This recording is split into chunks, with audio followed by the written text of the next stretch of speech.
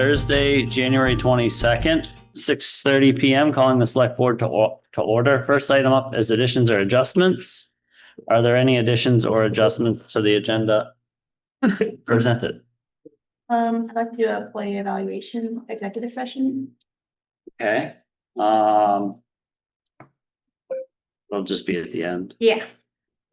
There are two items that I'm gonna bring up under issues or concerns, and there may be request for signature for a landfill material going to Casella under Carl's report. It's just a heads up. No other additions or adjustments? Nope.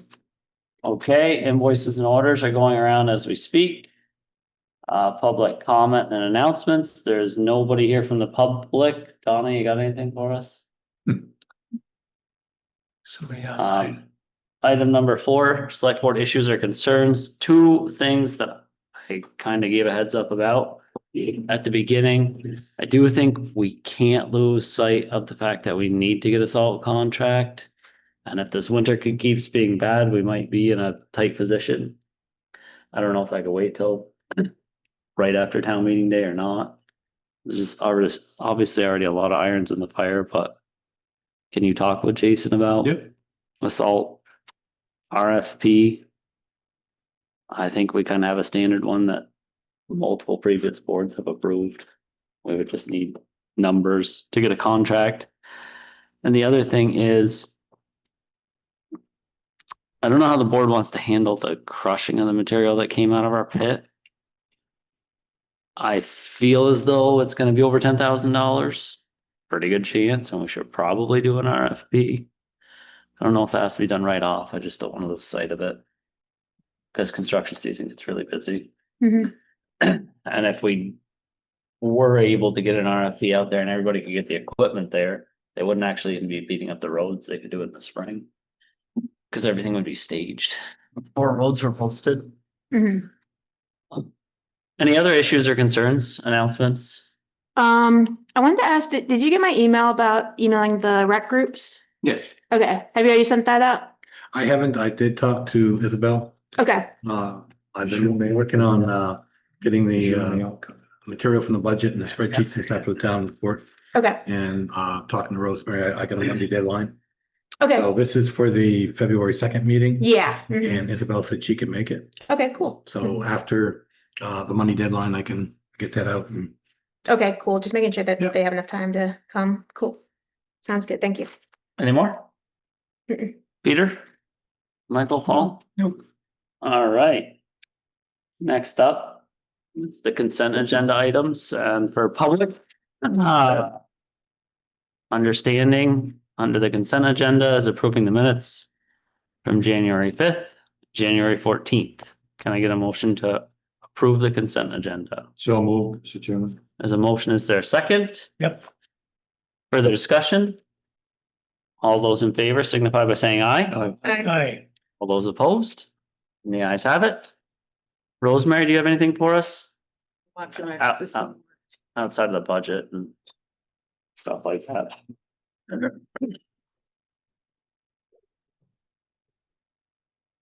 Next up. We are running slightly ahead. There's a library update. Is the library gonna be able to be here to give us an update, or do they not quite have enough time? I think February 2nd. You mean February was when 2nd? they were supposed to come. I know, did you get a chance while we're on the subject to look at the contracts that I sent you for Tetro? And Yeah, I took a back quick look at forward. that. Yeah, I got them in the file. Cause if we have that and then money already spent, we could figure out a delta. And while we're talking about the library, I understand it's not a full conversation, but I had a random idea. I don't know, can we sell the lot that the library was on with the covenants not to build to one of the neighbors that wants a bigger lawn? It's up to them, because it's their lot. Right, but that could bring in money. Right. In the flood. So they're using That what? did not go through the That did not go through the buyout, buyout firm. That's right. It did not. but I feel it, it's something to ask the library. We do need their permission. Hmm. But maybe that could bring in some fun. We need their permission and we still have to bail them out. It doesn't quite make any sense. Well, the covenants says it's theirs. Yeah, Just me and. but if somebody wants a bigger lawn down there, it's a great little lot. Yeah. One of the adjoining neighbors. I doubt it would bring in floods if that. Yeah. You don't make that. I'll mention it to Kelly. It's a thought. Yeah. And food for thought, I would probably want a covenants not to build if we. Yeah, are yeah. Recorded in the deed, so we're not continuing to build. I know it affect value, but Mhm. okay. On the library, just, John's update in the packet, covered everything. I just wanted to add, that I have an email almost ready to go to Mark McClary from Vermont Libraries. Because he was not able to answer the question at the meeting on Tuesday of what does it mean when it says the project has to be completed by December 31st, you know? Let that out. Yeah. Is the town on the hook at that point? I just want to try and assuage anybody's anxieties about what might happen down the road. So I know from the conversation we had on Tuesday that he needs to follow up with the Treasury Department. That's the only way to get it. Okay. So I have that in the works. Progress is good. Thank you. Library board met last night and they had a very productive session talking about fundraising and grants. And actually, I think they're on their way when it comes to the fundraising stuff. I didn't know it, but Jasmine has had a whole bunch of contacts and run it with it. Nice. So, Perfect. good. And they'll be here on the 2nd. Exciting. Mr. Chairman, we're in the process of signing these director's orders, but I have a question on one of them. Sure. I think that we need to tighten up the fuel, the diesel fuel and the number 2 fuel next contract. I think we're paying too much for it. There's people around getting it a lot cheaper than what we're paying for it. So probably need next time around to have our bidders sharpen their pencils. Okay. Thank you. Next up, Carl, I believe you're joining us remotely. We are on the SEDS report. Yes. You hear me okay? Yes. The floor is yours. Yep. All right, so I'm going to be referring to the SEDS report dated January 19. And I hope all of you have that in your packet. Yep. Yep. All right, so I'm going to go through that the order of topics listed in that. So starting with the NBRC and the industrial park, I'm not going to read everything I've written to you. I'm going to give some updates. First, since last Wednesday, when I prepared this report, the NBRC quarterly report due at the end of January was completed. It was emailed to Pat Ripley as required by the grant. Pat gave the thumbs up. It's okay to submit. So there should be a copy of that there for Eben to sign tonight, so that next week I could submit that to NBRC. And have you seen that, Eben? Or does John have it at his desk? Yep. Okay, terrific. So that's taken care of. And regarding the Primag soil and deer wintering, since I wrote this report, there was nothing new on the Primag soil questions that the state is asking about. But regarding the deer wintering area, I have received another email now from Bob Fletcher's law firm. And that email advised which attorney is taking on this matter of the deer wintering area. And next week, if I have not heard from him yet, I will contact that attorney and ask for an update and remind him that time is crucial for us at this point. The next subject in the under the industrial park is the tree removal. So since I prepared this report last Wednesday, Mumley did have their surveyors out to complete the markings on Friday and Monday the 19th. And today, Vermont Land Trust, 2 staff members were out to mark trees that they would want for the VTrans project, the VTrans floodplain restoration project in the town of Jericho.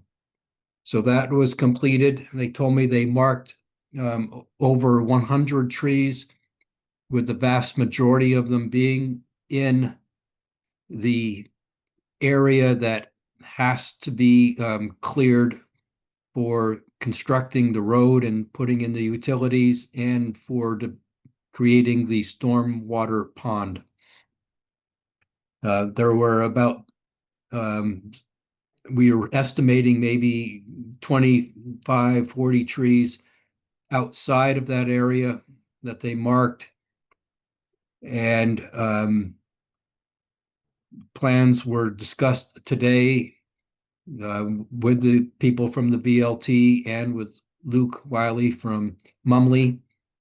And a plan was made for Luke to talk with somebody from the state about if there's any issue regarding the bat habitat regulations, if we have some trees removed from outside of the road and utility area.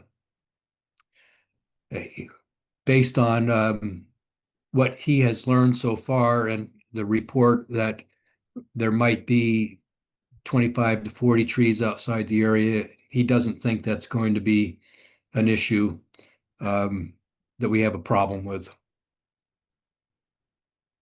I did want to ask the select board tonight your thoughts about the construction contract bid form. This was a topic raised by Mumley Engineering during our team meetings. They have seen construction bid forms set up where the bidder has to determine the quantity of the bid items.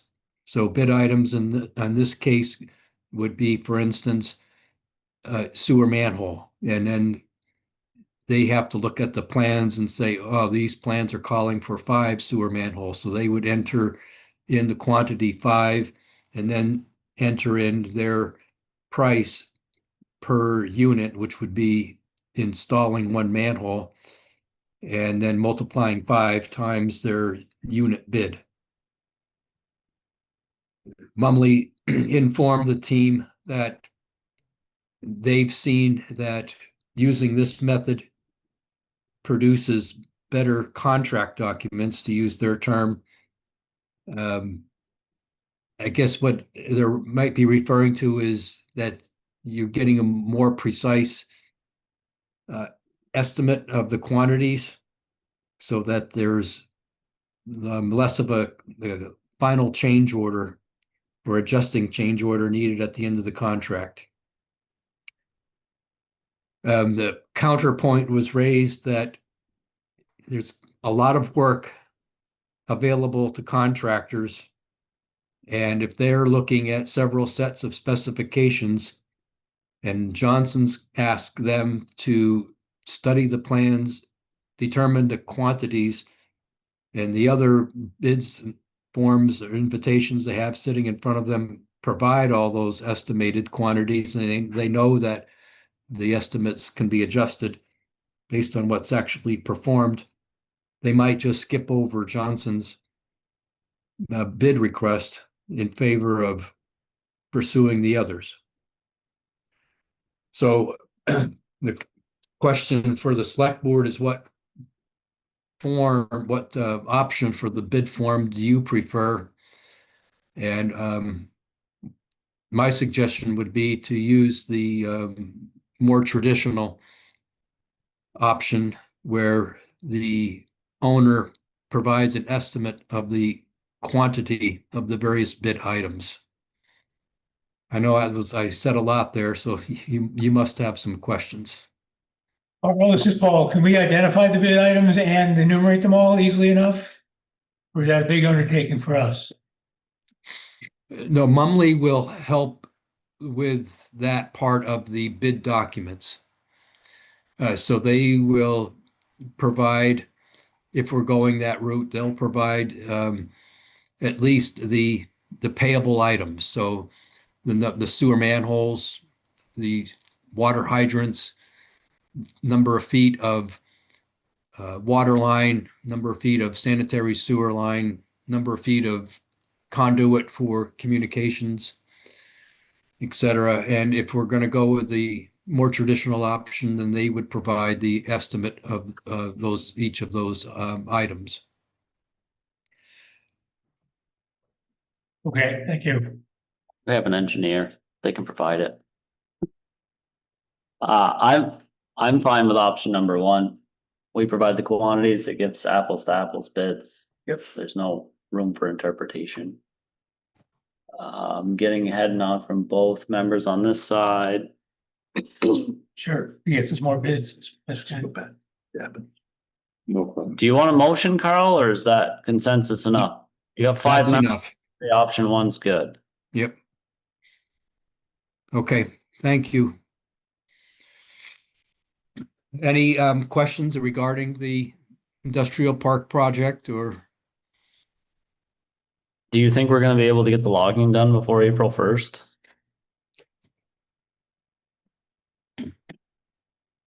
Well, based on some comments from the logger who happens to be from Johnson, and he's the logger that went on the site visit with us on January 5th.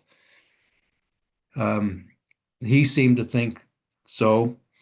Somebody else has mentioned that there's so much small stuff, like very small trees and brush, that it's really not a lot of work for a well-equipped logger or even a tree service company. They could go in there and start cutting, and have somebody else who could be feeding something through a chipper or leaving logs there to be removed for firewood. So I don't anticipate it's actually going to be a lot of work on the ground. The time-consuming part is getting the blessings from the state. So we have to get the Act 250 permit, I'm being told. And now the question about bid documents complying with the NBRC grant conditions. And we're going to talk about that next Wednesday when we have an in-person team meeting. Pat Ripley, this is part of his duties in all of this, is to help us with complying with these regulations.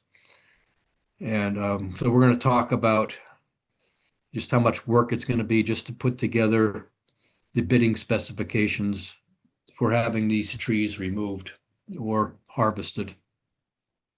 Okay. Any other questions on the industrial park? Carl, the trees that they're harvesting, they're gonna pull them up by the roots, cut them off some height, and then what happens to them at the other end? Are they planting them? Like, are they digging a hole and sticking a hole back in?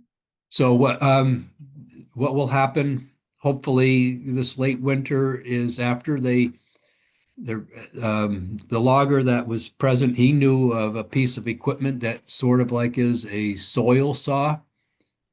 that would go around the tree trunk and cut the roots off in the ground, so it'd be easier to topple the tree. And once that happens, then they cut the top off to the specified length, and the 25 feet has been mentioned. Then they would be stocked, stored on probably lot number 2 in the industrial park. And at the restoration site, the logs will be laid with the roots towards the water, and there'll be a course of them laid, and then backfill material will be dumped in between them, and then another row would be laid, so they're sort of interlaced, if that makes sense. Okay, gotcha. Yep. So sort of interlaced, so that and then with the gravel and stones dumped in between, it creates supposed to be a good solid wall, but natural. And so they are interested in the natural part for fish habitat, and also the logs will not get as warm as boulders on the riverbanks, which are accustomed to seeing. And what they're finding is that those places where they're using big stones to stabilize the banks, it's warming up the water, which is not good for the aquatic life. So that's why they're trying this method. Okay, thank you very much. Yep. All right, next on the report is the Johnson Visioning Project. We did have a second meeting scheduled that was postponed, and I was just wondering if there are any thoughts about getting this back on the schedule. A couple of you on the select board have been more involved in this than I have. And Yeah, Seth Jensen and Jesse Whitworth and I met and went over what Du Bois and King had, and we felt it wasn't adequate product to have another meeting yet. So we just postponed it. We don't intend to abandon it, but it needs to be, worth everybody's time. So I don't know when that will be, maybe late February, early March, something like that, I would guess. So it's not abandoned, but it's not imminent either.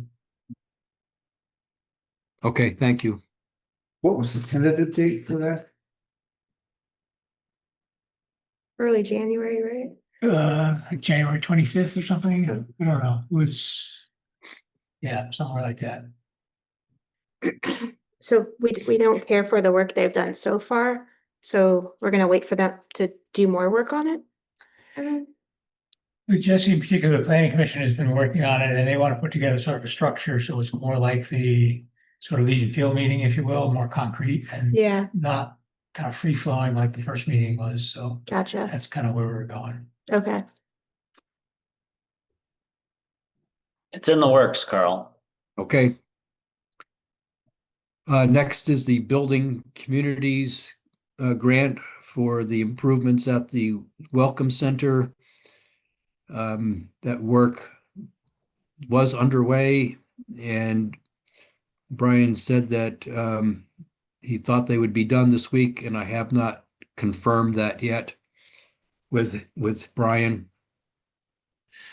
Regarding the lease agreement, I did have the meeting with Jackie Casino last Friday, and I'm planning to have the lease agreement for your approval on the February 2nd Select Board meeting agenda. Carl, Mike Dunham here. Yeah, The grant was $20,000 for the no, rail. this is the $20,000 was what the Rail Trail Committee got from the Vermont Community Foundation. This was a separate grant from the State Department of Buildings and General Services. Okay, And so- it was about, I think it was about, I'm sorry. The project is costing around $14,000, and this might be a 50-50 grant. This is for center improvements on the Welcome Center. Yes, This has turned into a big project. This is costing them total about 3 times as much as it was supposed to. We just keep putting money into that Welcome Center. I think he's talking about previous projects as well, Carl. oh, For this, yeah, I'm sorry, I don't know about what transpired there in the past. Seems to be Project, you remember you yeah. took bids way back last May, and the bid came in higher than what money was available through the grant and the town's match, and then the project was revised a little bit to get it to an acceptable amount. And it just took this long to get back 40 there because of all their other work that they have to do. Well, these costs are certainly not anything that's very surprising, I guess. I think we can move on to the next one, Carl. Okay, and then the next thing I wanted to mention about it's the rail trail matter. It's nothing to do with a grant or a project I'm working on, but it's just that I was contacted about this culvert that is at the entrance to the town's gravel pit, and the culvert goes under the rail trail. And Jackie Casino made it known that they are looking to do some maintenance work at the inlet of that culvert. So sometime in the spring or possibly even in summer, the town will be contacted about doing that work there. I don't have anything to add regarding the Preservation Trust work at the Historical Society. Nothing more to tell you about with the VORIC grant and the scoping study. Regarding the recreation economy for rural communities, that introductory meeting has been scheduled. It will be on January 29th, so a week from today during the afternoon. And that is a virtual meeting with people from EPA and their planning assistance team, myself as the main point of contact, and the steering committee members. Sorry, you're talking about the BOREC scoping study? No, he's talking about the RERC. Oh, okay. Did we talk about the? You said nothing to report. I didn't have anything to add regarding the VORIC grant for the scoping study. Did you have a question, Adrian? Well, what is the next step after the scoping study? Because they came here and presented. Is there any next step with that?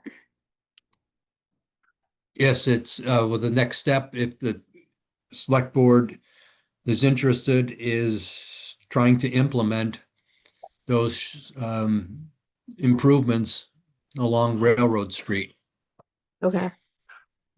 And may remember that in the final report, VHB did provide a list of funding sources, namely state grants, to help with that. I don't know how the rest of the select board feels, but when we had that presentation for the scoping study, I wasn't really enthusiastic about any of the solutions they presented to us. So I don't know what happens if a lot of us feel that way or not, but Well, you're not alone. Mike loves scoping studies. Their presentation was pretty good. The big rub was the only thing we can do quickly is something minor on Railroad Street. That seemed to be the big rub. That we didn't want to wait years and years and years to get people to come off the trail into town, which either one of the other two plans would require. So do something on Railroad Street. which may not be quick either, but it seems like the quickest of the options. Were you thinking that there should have been different options entirely? Well, I was pretty discouraged that they said a bike lane isn't possible on Railroad Street. And I was discouraged about that too. yeah, and their solution instead is to widen the sidewalk by a foot and then put like paint that says that it's a shared road. I just didn't know if that's really like solving anything, and that'd be just spending a lot of money for, They were talking about cutting a foot out of the road too. yeah. That road's pretty tight as it is, they're not cutting a foot out of it. Mhm. They're gonna fiddle around, it's gonna be one-way traffic down through there. I'm not trying to derail our Carl's presentation, but I just didn't know if we wanted to move forward with that anymore or kind of halt it, but Sounds like something we should have on an agenda. okay, sounds good. Yeah. It does. Good Okay. idea. Sorry, Carl, Carl. anything on you were talking about the recreation economy for rural communities? Yeah, just as I reported, the peer convening session is scheduled, and then now the introductory meeting is scheduled, and all that is happening, but there's no word on when they might want to have the community workshop, which is the 2-day in-person session with the EPA planning assistance team. You might remember that the range of dates given for that was from May of 2026 to the end of March 2027. So if Johnson is penciled in or slated for those dates in next year, there's no sense in the steering committee starting its work, because they would do their work and then just wait. So I think it would be best if we got some indication when EPA wants to come here for those community workshops, and then like backtrack from that for the steering committee to decide when they should start their meetings. They would be like 3 or 4 months before the community workshops. That makes sense. What is the peer meeting? What is that? I'm sorry, Paul. What is the peer convening? That meeting is we'll have the EPA planning assistance team, which are some federal employees, some from EPA, some from NBRC, some from the U.S. Forest Service, and I think others, and then their consultants. And for Johnson, it happens to be 2 people from Vermont, one from Montpelier and one from Burlington. And also with them will be representatives from prior year grantees. So I think for our peer convening, somebody from the town of Poultney, Vermont will be part of the presentation. And they'll talk about their experience and what they've accomplished. And the people from the EPA team will sort of be talking about the process and what can be done. Okay, got it. Thank you. And sorry, and this is all 25 grant awardees from across the country will be on this call.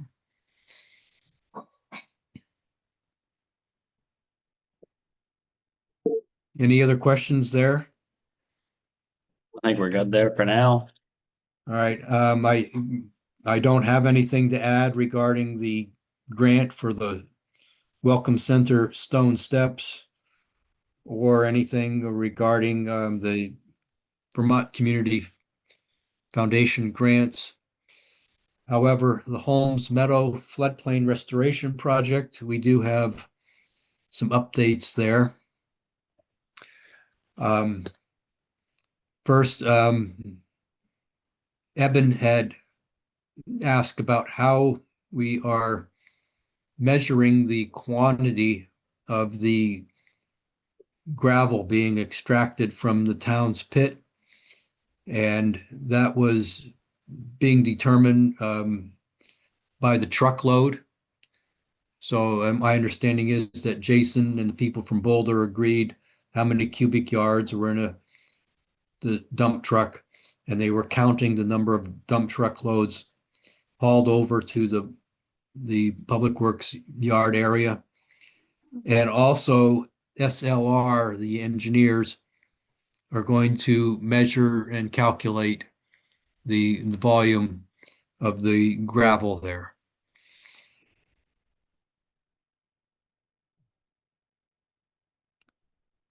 You should have their change order number 3, which the select board is asked to approve tonight so Eben can sign it.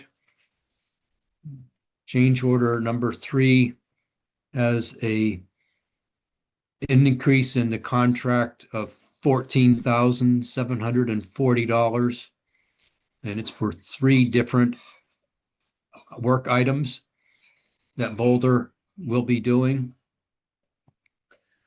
The first has to do with 2 water lines that are crossing the meadow and possibly a sewer line.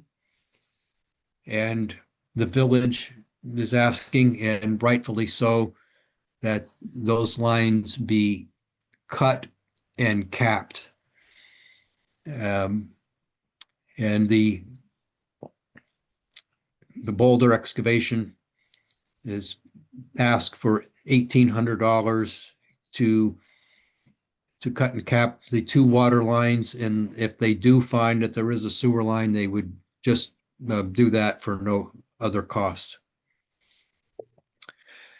The second work item is dealing with some soil that showed contamination for PAH and for the knotweed, and that those soils would be buried on site by a plan that's approved by the project engineer and complies with the permits for the project.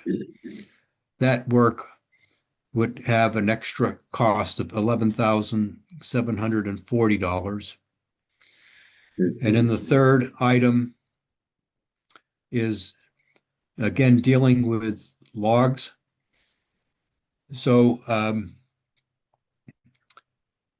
there are, again, some trees that are going to be, logs are going to be saved and possibly used for a project the village is contemplating. Maybe you've heard about it. There is, I believe, a utility pole along the Guyon River near the Union Bank, or former Union Bank, and they need to stabilize around that. And so I'm not sure who's involved in planning that, but they're looking at using logs for that. So some logs from Holmes Meadow would be hauled over to the town gravel pit and stored there until they are needed somewhere. That extra work would be $1,200.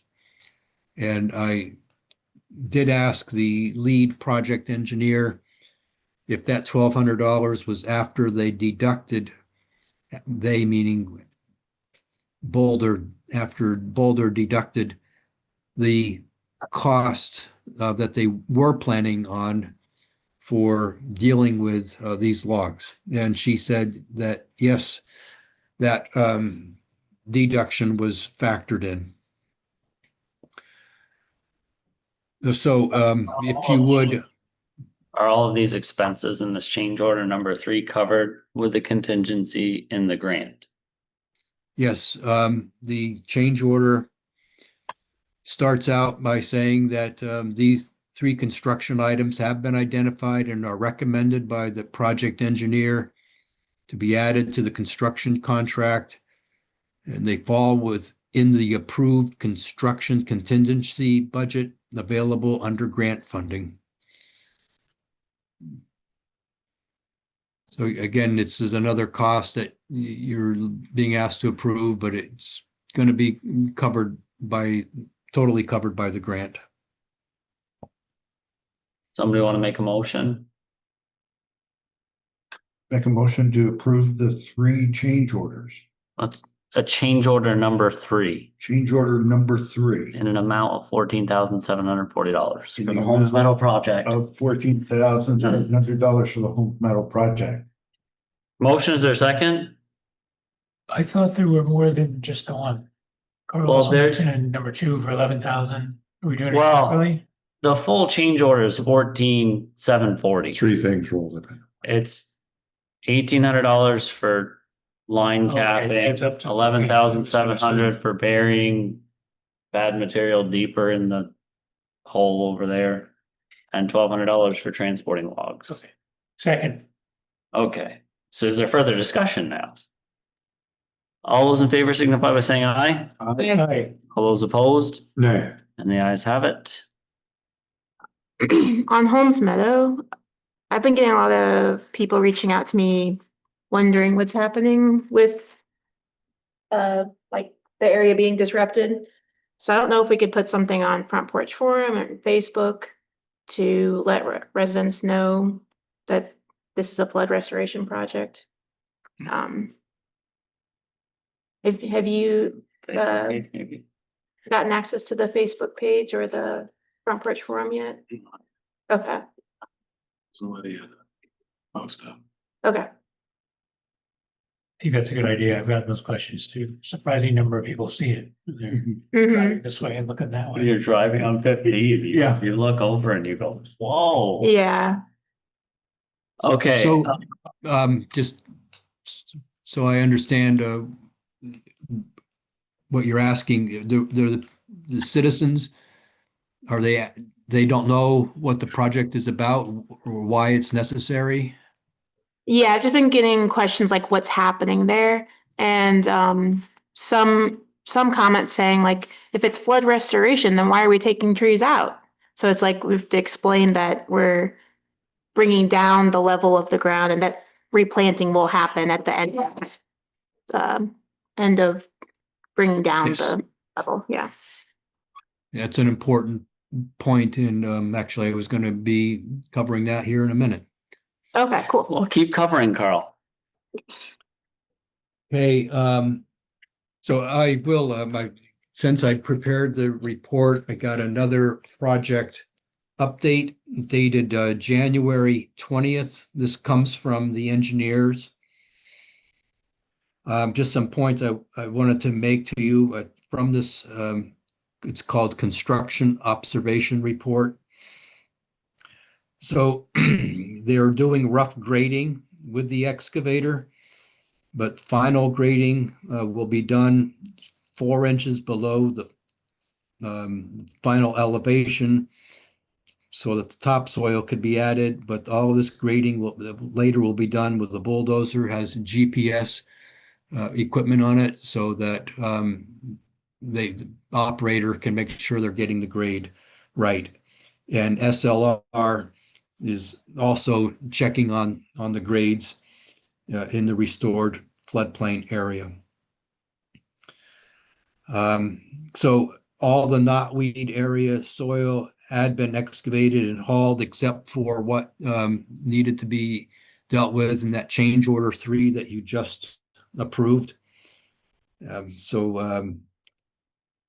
What knotweed was there should not be resprouting somewhere in the future. The contractor expects that the first phase of the project, including the excavation and the grading, will be complete next week. And at that time, they will do more stabilization well, should say that they do put down mulch material at the end of every day, but they'll do more stabilization and demobilize, meaning they'll take out their equipment until the spring work can be completed, and that's the final seeding and mulching and planting of certain trees or shrubs that Adrian was just asking about.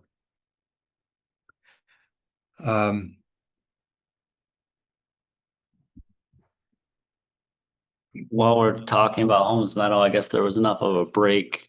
I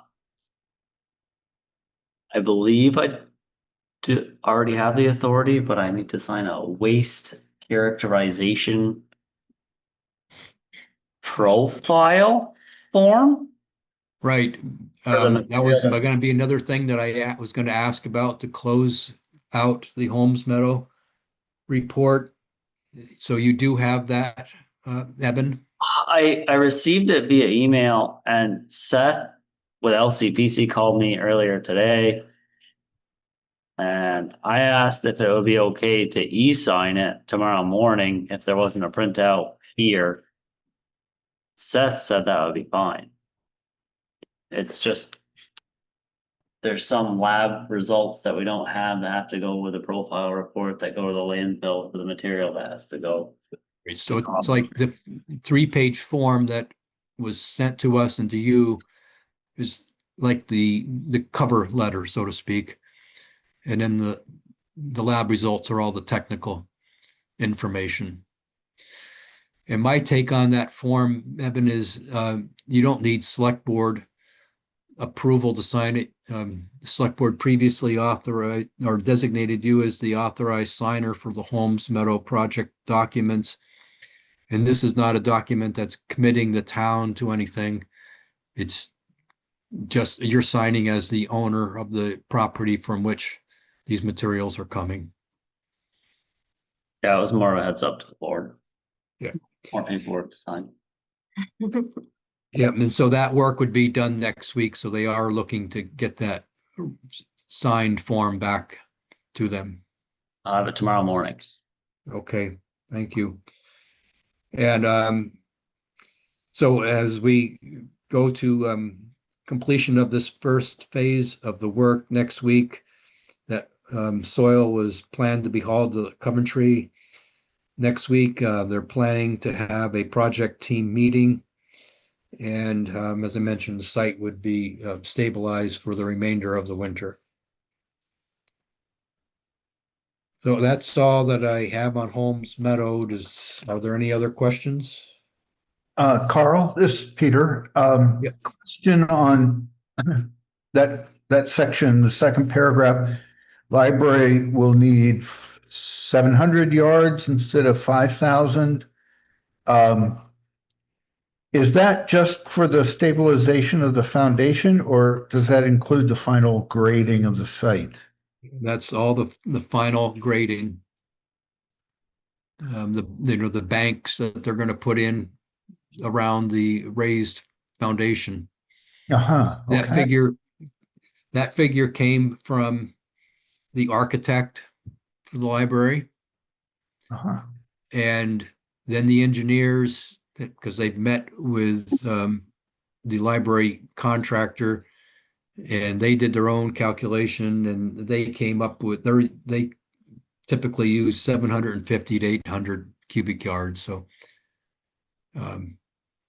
it's right around 700 to 800 cubic yards of material.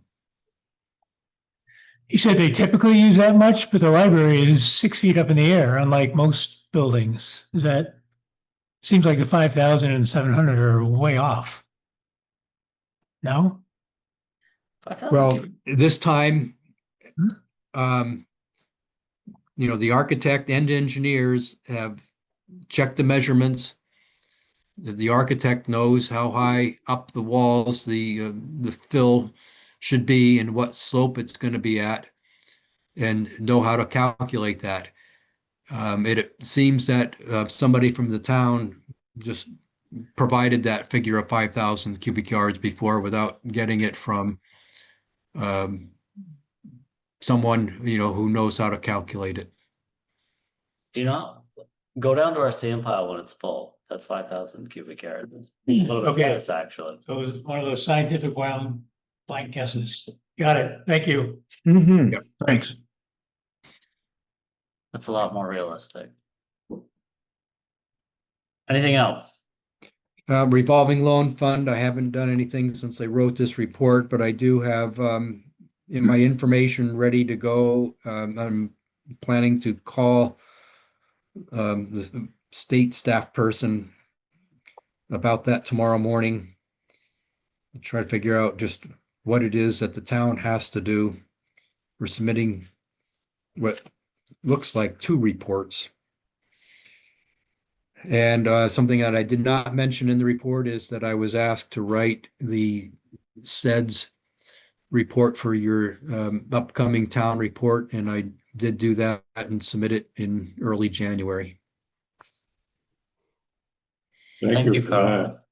that. And that's all that I have. Any other questions? Nope. That's Great for now. report. Thank you, Carl. You're as thorough as Ellis is. Is there any reason for me to stay on the meeting for what else you have in your agenda? Do you want to talk about the Julian Scott House? I don't know what that is. That was sarcasm, Carl. Yeah. Oh, okay, Thank you very much. I think we're good. okay. Thank you, Carl. All right. Have a good night. You as too. well. David, that's funny.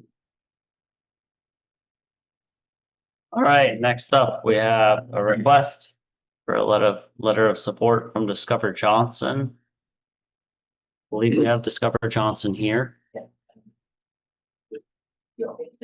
All 2. Can you come up to the microphone? The mic, yeah, for anybody that's remote or for Green Mountain Access.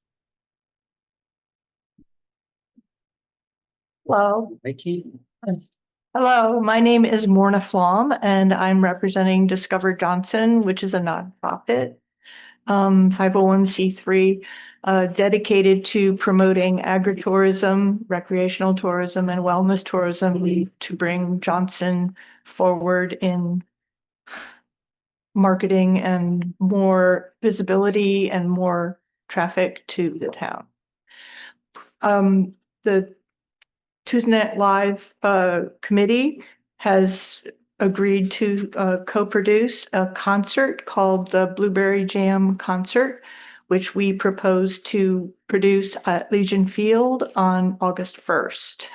I'm requesting a letter of support from the town, but I'm not requesting any money.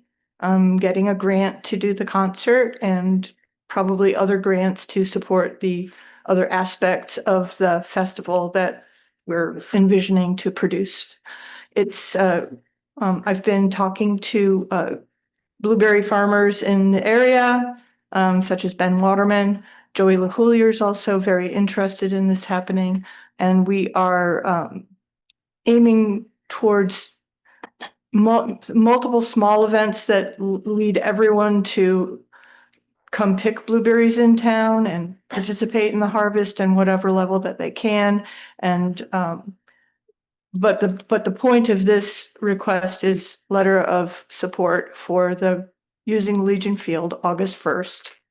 And it will be smart to ask for the day before, which is Friday and Sunday. So for preparation for the concert and other little events that are going to be, like community tabling and family-oriented events in the early afternoon of August 1st. And then the concert, we haven't booked a band yet, but Tim Minkovitz and the TNL committee are very excited about having a bigger war chest from the grant to get a good band. And then the concert, August 1st, Saturday, sort of early evening, and then the following day cleanup. So I really want to have the field for those 3 days to make sure that I can prepare it well and then clean it up well afterwards. Is the letter predominantly for just the facility use? Well, it's important to have 'Cause we- also the coverage of your, liability insurance also, because Yeah, the reason that I underlying asked, thing is important. we do have a facility use application, correct? That Oh, I covers should all do those that then. things. I didn't realize that. Well, regardless of whether this board approved the letter of support, Mhm. I would say the facility use application should be filled out, and that's Absolutely. what should be approved. Am I way off guard here? No, Okay, The letter of support is needed to get the. Was a grant. gotcha. And we do have a standard letter that we've used for a lot of other Oh, well, organizations. that's fine. I don't have it on me, but what would the board like to do? if we have all that and those ducks in a row, our next meeting's on the 2nd. Now, it's too late. It's too late. Well, we could Grant application has to be about the 30th.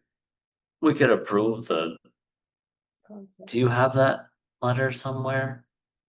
How long have you known you were gonna do this? Huh?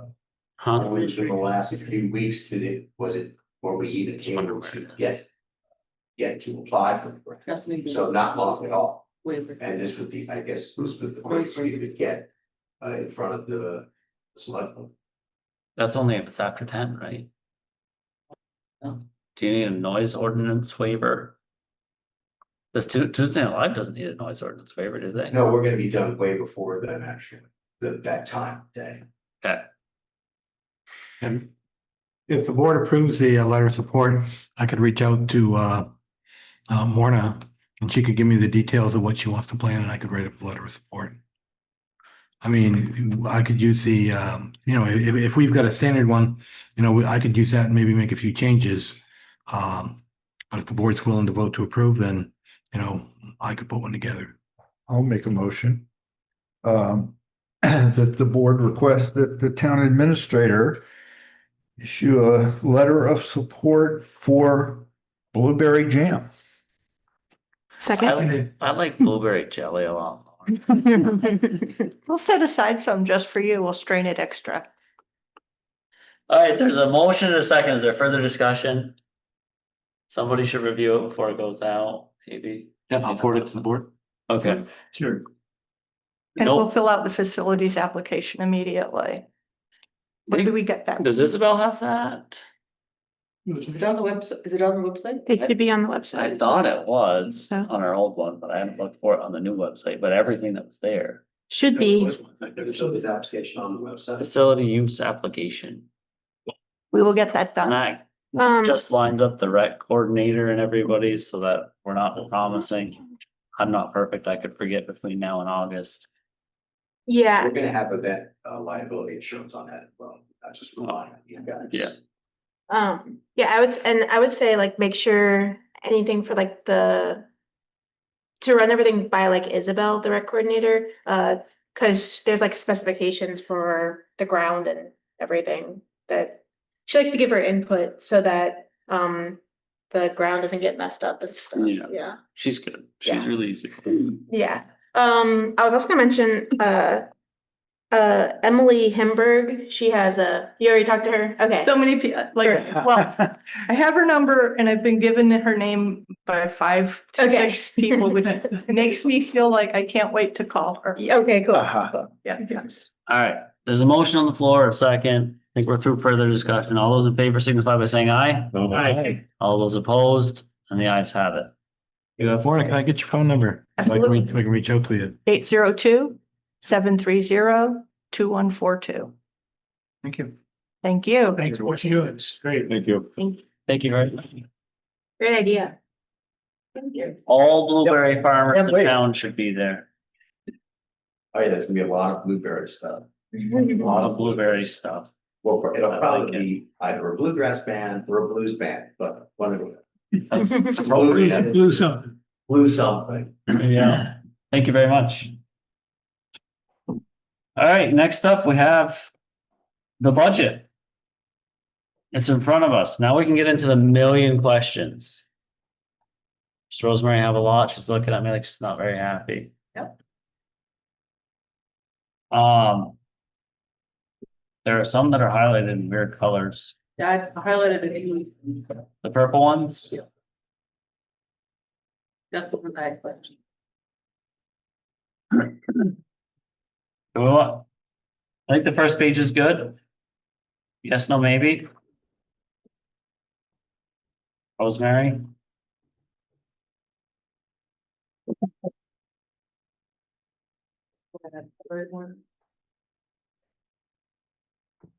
Well, looks like skate park reserve. Looks like line 65 is highlighted in yellow.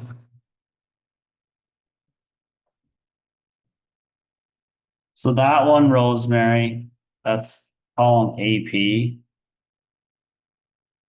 Do I need to add a line for the audit reserve? That's where we chucked the audit reserve revenue, and I know that that's incorrect, Okay. but I didn't want to go through creating a line and messing anything up. I know we've used it before. Could that 15,000 go and is there an other revenue? Or I wanna say it went in that obligated funds. On line 44, line 44? that's one that Tom made up. This is for the single federal audit. Huh? This is for the single federal audit. We're talking about 15 grand. No, it's money out of our audit reserves to pay for the yearly audit. So we could put it in obligated funds and then just make a little note. Yeah. I'm gonna change it. Huh? I'd like to change the name of that. That like obligated funds. Change it away to whatever. We're going to change it to.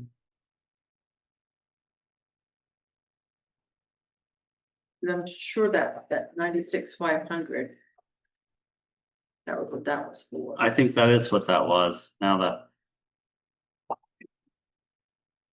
that we look at it, it lines up. It should just be changed to audit Yeah, reserve. Probably, if that's how we're gonna use it, it looks like that we used it for a while. What line is that? 44. Line 44, except for I don't know what happened in 23, but something did. Yikes. Yeah, that was. That might have been a paving. For me. Could be. Yeah, We should create one. Too many lines already. Never mind. I don't know, Paul. So.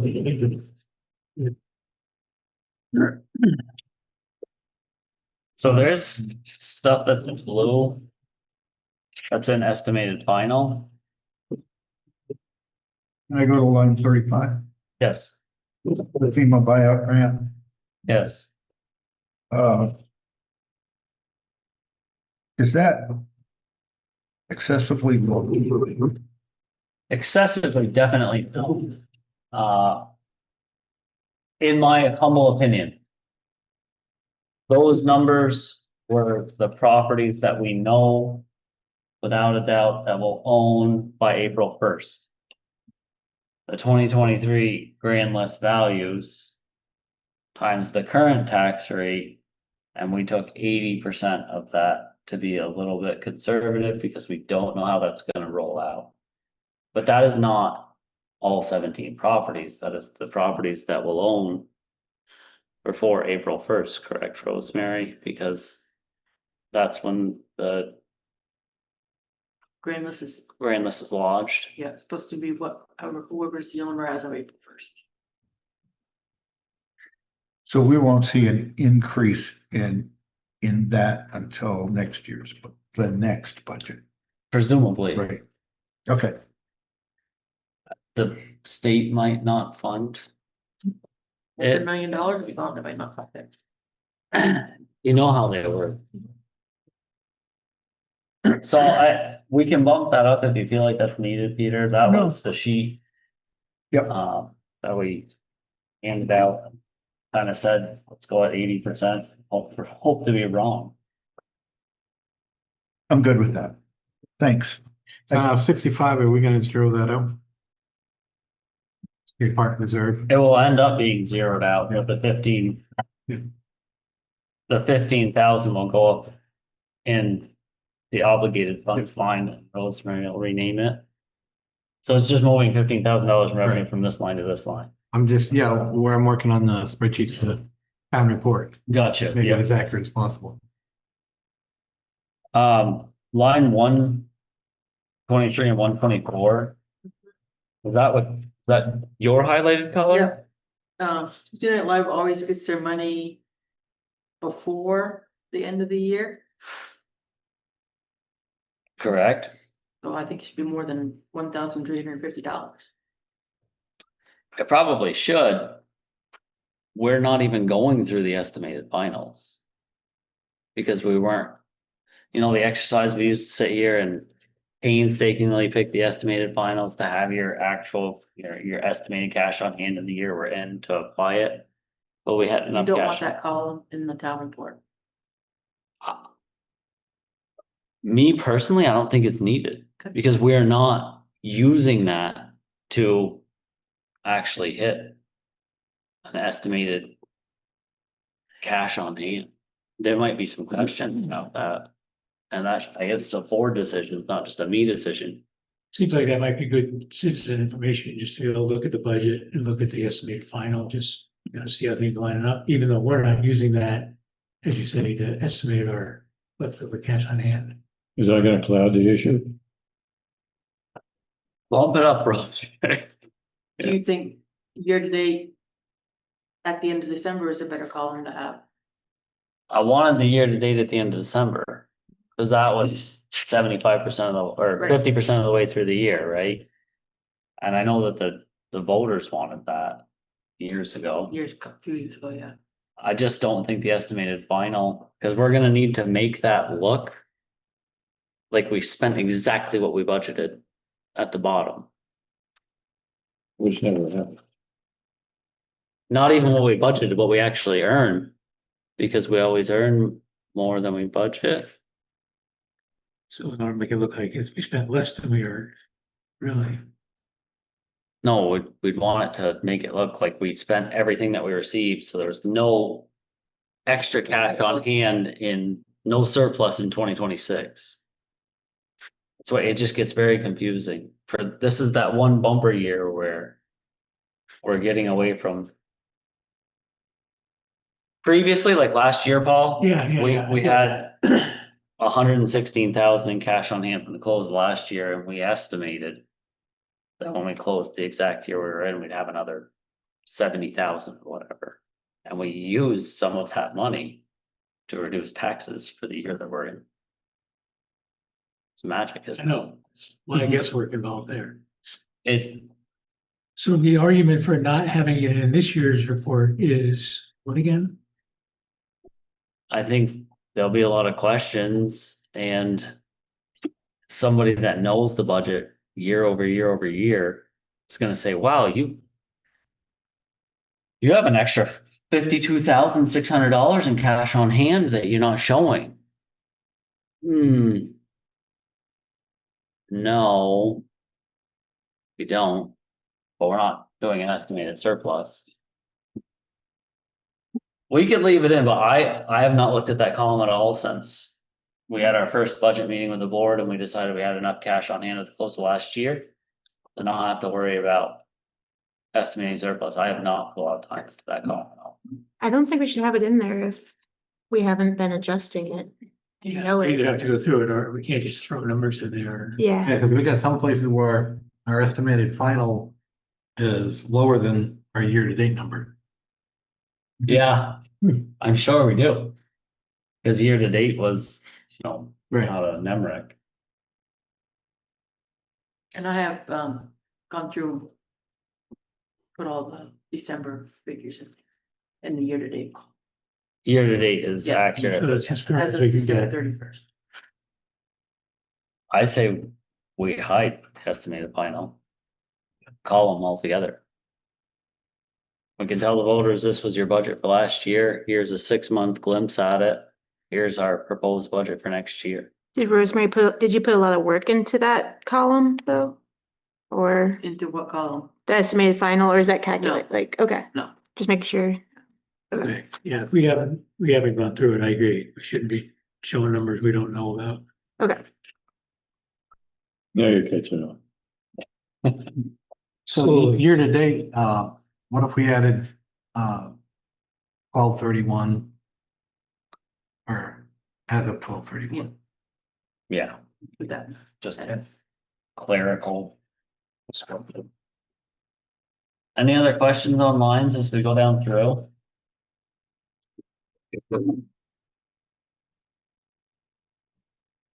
What's the highlight on 180? Oh, just so that they usually have some pizza parties. In the Yes. winter, so that would not be the final. Okay. So we're not Yeah, showing yeah, any- it's an estimated final, I'll just skip Yeah. over that. Yeah. Okay. There is a question about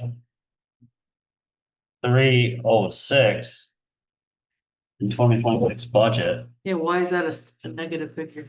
shouldn't be.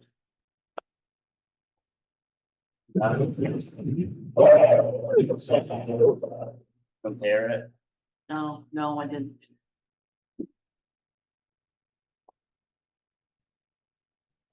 What number was that? 306. 306.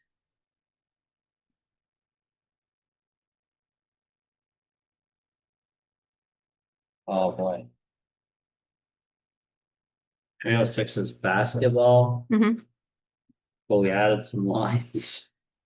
So I gotta find it.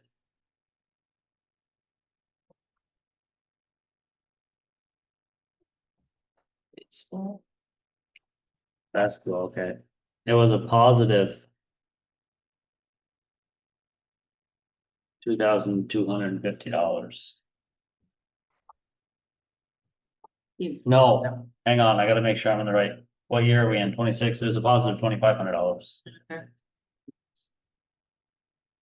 Probably a typing. Huh? That's probably a typing thing. Probably. That doesn't affect. No. Our current year proposed budget, right?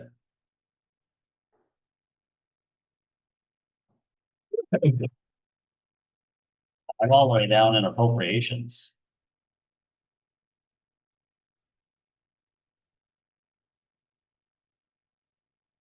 No, 429, 430. Yep.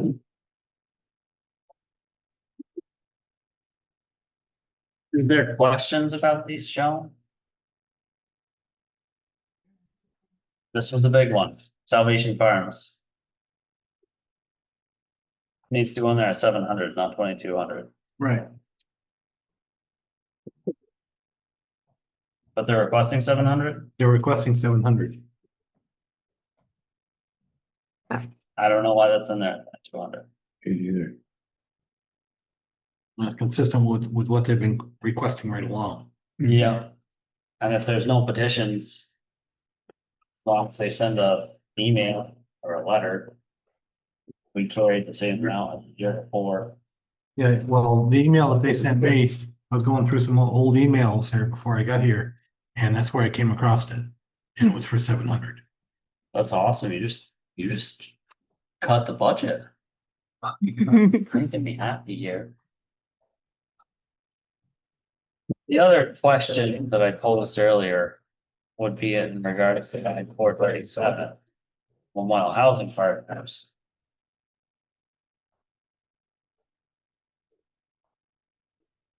For the appropriation of $752, how did that happen?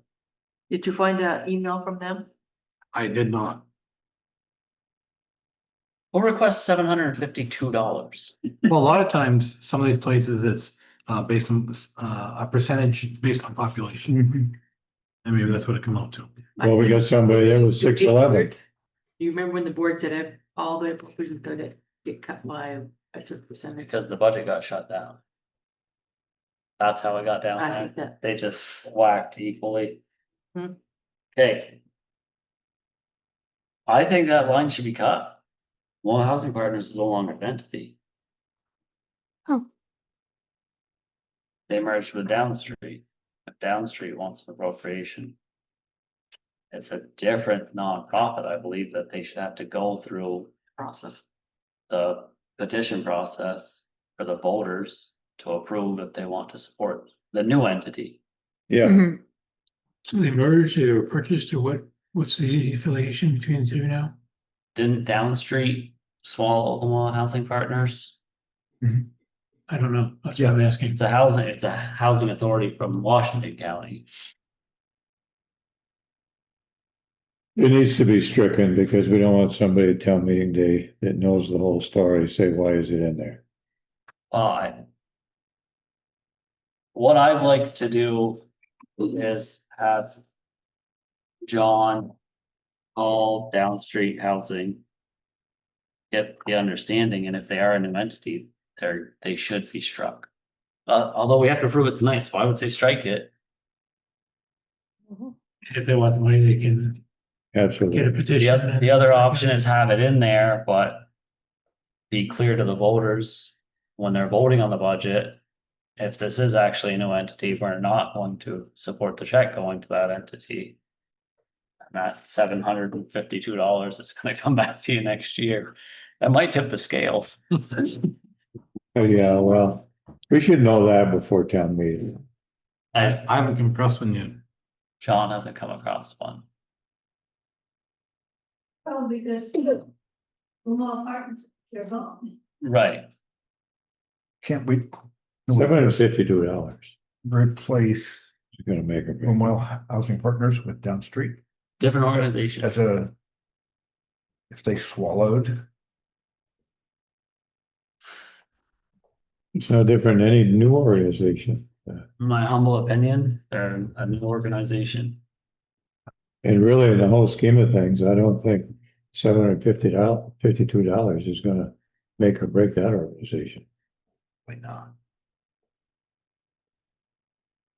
Can we get a general consensus to strike it? Strike it. Yeah, and I'm seeing online that they did take over, Okay. they merged, yeah. Right, that's a different entity. And oddly enough, this will probably come back worse for the taxpayers because Downstreet will ask for $3,000 this year or whatever, but it is fair and right, in my opinion.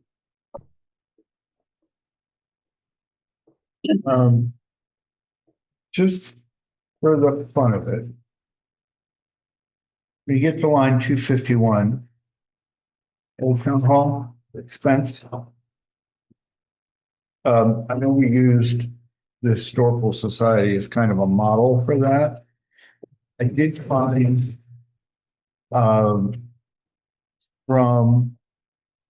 the first meeting we had on Low Lecture Hall, December of 2024, they said that they had spent for electric, fuel, water and sewer and property tax, 8,630, and insurance, 4,378, for a total of 13.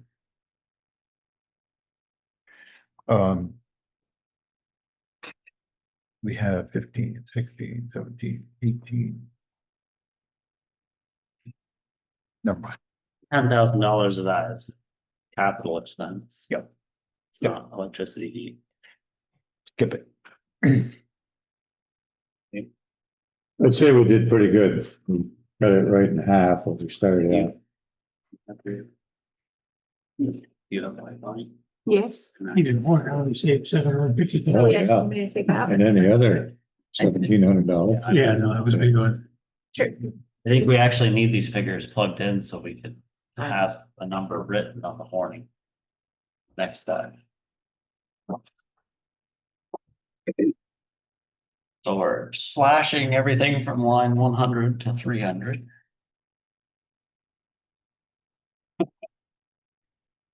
And the other thing we have to talk about is cash on hand. Kind of approval budget.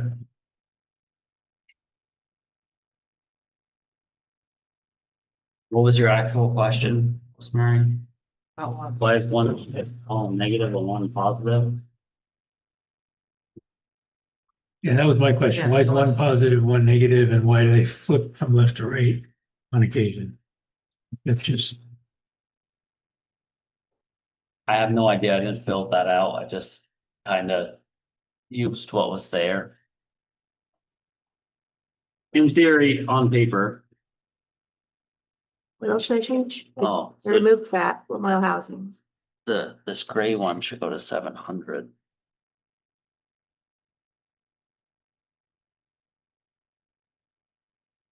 You zeroed out, I was like, I deleted the row.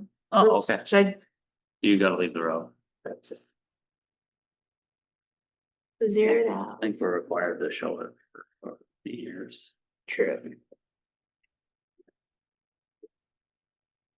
0 and 700 on the gray one. Mhm. That was really everything that we changed. Okay. so while you're in there, Adrian, line 495, Mhm. column AK. Yeah. Equation is incorrect. It should reference the same cells as the adjacent column AL. Those two numbers should be the same and they're different. Because it's Drag it not- over.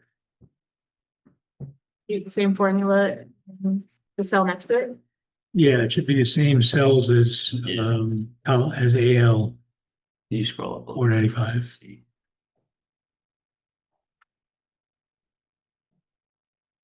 Scroll down. What's the other equation? Should be So you're saying something AK is the wrong one? correct. Okay, can you drag AL for the AK equation lines? Cool. Nice. So we've got Lamar Housing Partners at 0 Yeah, now, and we've got Salvation Farms to 700 now. correct. And we have to move before the town report that $15,000 to the relabeled line, but that won't affect this. So currently we have $359,255.75 in cash on hand. What the board is looking at currently is proposing $180,000 of that cash on hand to reduce taxes. We vaguely talked about it and I plugged it in there. It does not have to be there, but there is $40,000 to rebuild the tax anticipation reserve fund. We've unfunded that slightly over the past few years. That would get it pretty close to what it's allowed to be. So if the board supports that, we have $139,255.75 of unspent cash on hand. What would we like to do with it? Propose to the voters to do with it? Lois has got a great idea. Are we looking at line 510? 526 or 5. 528. 528. Okay, 139. 139 is what we have in cash on hand if it closed last year. That is uncommitted. I think we should probably put some of that towards industrial park expense. Because I think that's gonna go over. Hopefully not, and if it doesn't, we can reduce what we bought Yeah, with the cash on hand that we proposed to the voters, right? No. Are there any reserve funds you're worried about, Rosemary? I think, yeah. Reappraisal one's in good shape. The buildings and grounds is in good shape. Reappraisal is gonna deplete fast, but we did all that, Yeah, once that reappraisal happens. but we have enough after this year to pay for all of it. You haven't put me in the bridge reserve fund for quite some time. Since I've been on the board. But there's 91,000. Wasn't that part of like leftover funds from grants or something? Wasn't there two separate reserve funds for two different bridges, that there was grants, there was some money left over and it was rolled into that? What about Scribner Bridge? We could pull if there was a need. Nothing wrong with having cash on hand. You know, we had an actual disaster again. Well, we can't. If we do not have the voters' authority to use it for something, we can't just use it.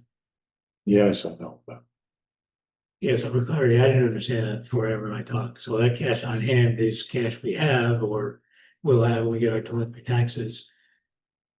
But it's money we can't spend on emergencies without going to the voters. right, but it's cash on hand, but it's not cash on hand. Because we get delinquent taxes all put into this. We don't have that money yet. Or we don't have the, It'll work its way out. It always does. that's, That's $300,000 in delinquent taxes we got kicking around. yeah, we don't have. It's 316. Yeah. All this money. So just a process question, I guess, or a formatting question. So on line 510, it's available uncommitted cash on hand balance fiscal year 24-25, 359. Yeah. And then you go down to 517, and now it's estimated cash on hand balance. It's the same number. Well, And then you're not only in the same number again. I'm just, why does that number keep popping up with different titles? because it did truly used to be estimated. We used to estimate surplus from the year that we're sitting in. Add that to surplus from the previous year to come up with our estimated cash on hand to spend. So 517 could go away. Because it's no longer an estimate. It's an audited value at close of year, yeah. Yeah, it could completely go away. As of this year, it's no longer an estimate. It used to be. Yeah, you'll see like 517 says estimated and the purple line above it, 516 says estimated current year end balance, and that's zero. Right. Because So you would have your delinquent taxes and then your unavailable or your uncommitted available cash on hand, and then you'd have your current year, which is zero, and that would give you your estimate.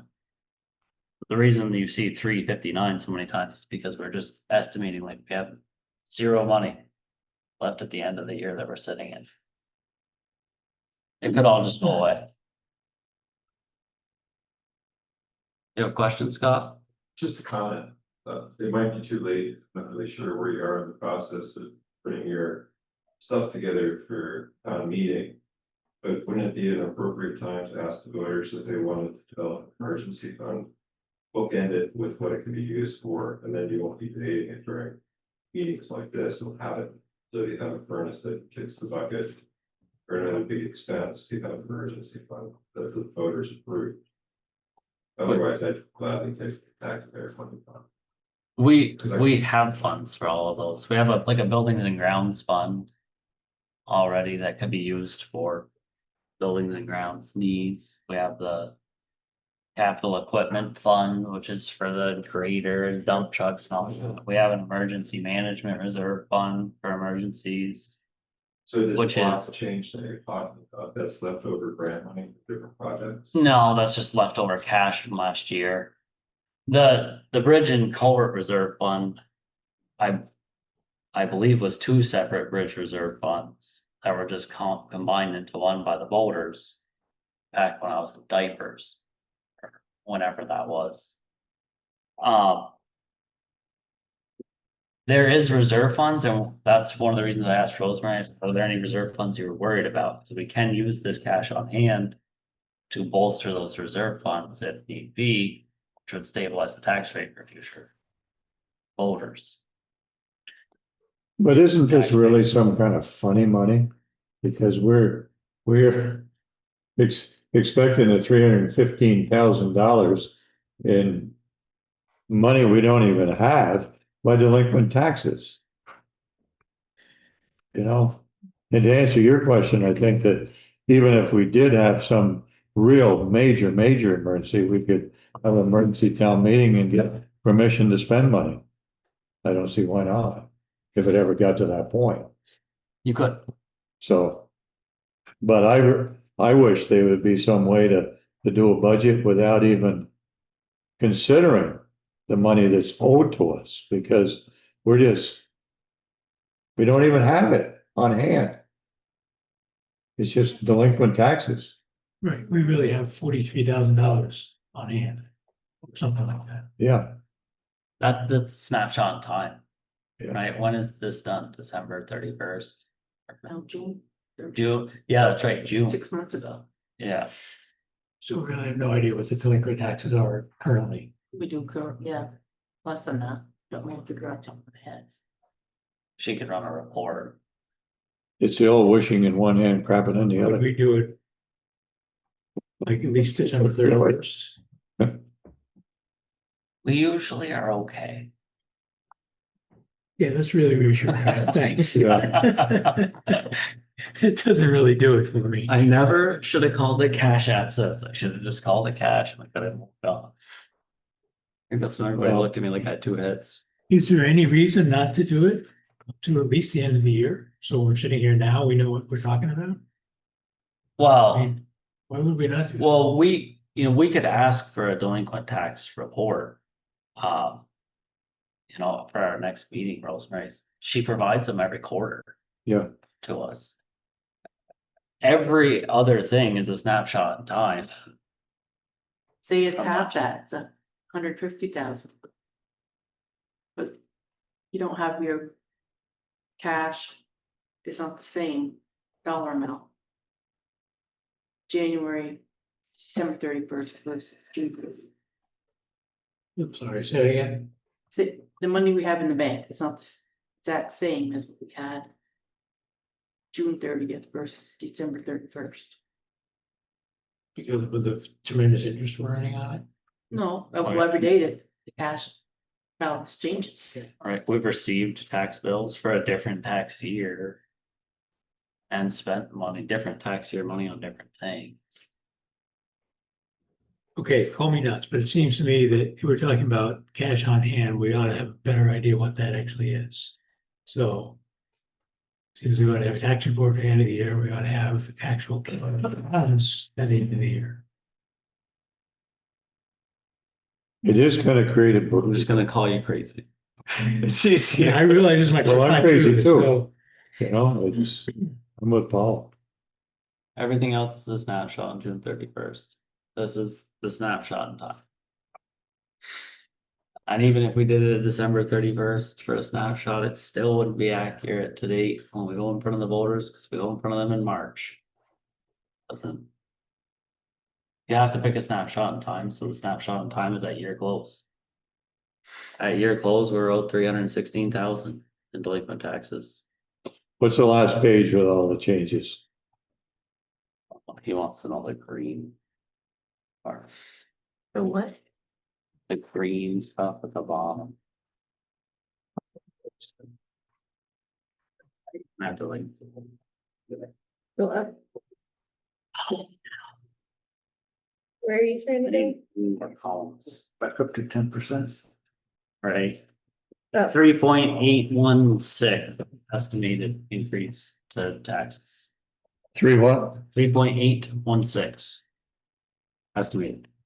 So am I gathering that the board wants to do nothing with the 139,000 and just make it next year's board's problem? Yes, well, you had some suggestions about the other day. I did. About the board figure.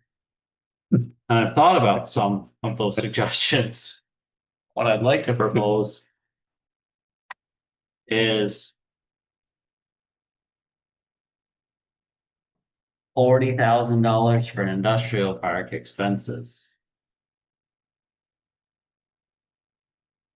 And then have the board know that if there is a funding problem with the library, that a special town meeting could be had.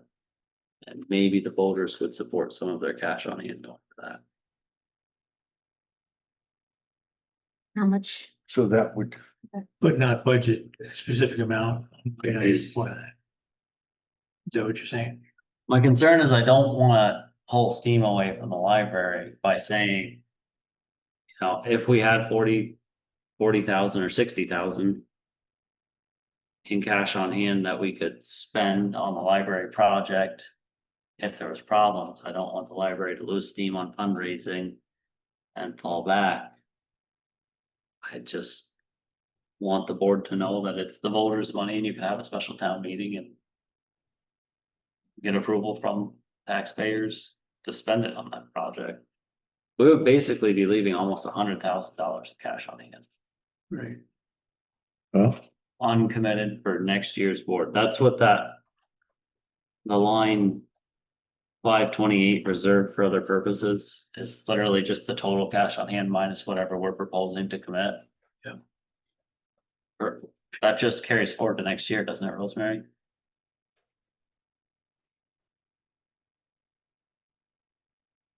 I like it. What do we have in grant matching now? Where's that? Could I throw out the possibility of a survey? To survey the line that is currently in question. Believe it or not, Twice. I would agree with that. It's pretty good. Not, so the prices I had gotten last year from 2 surveyors for a complete survey were $9,000 within plus or minus of each other. How much is? Taxing.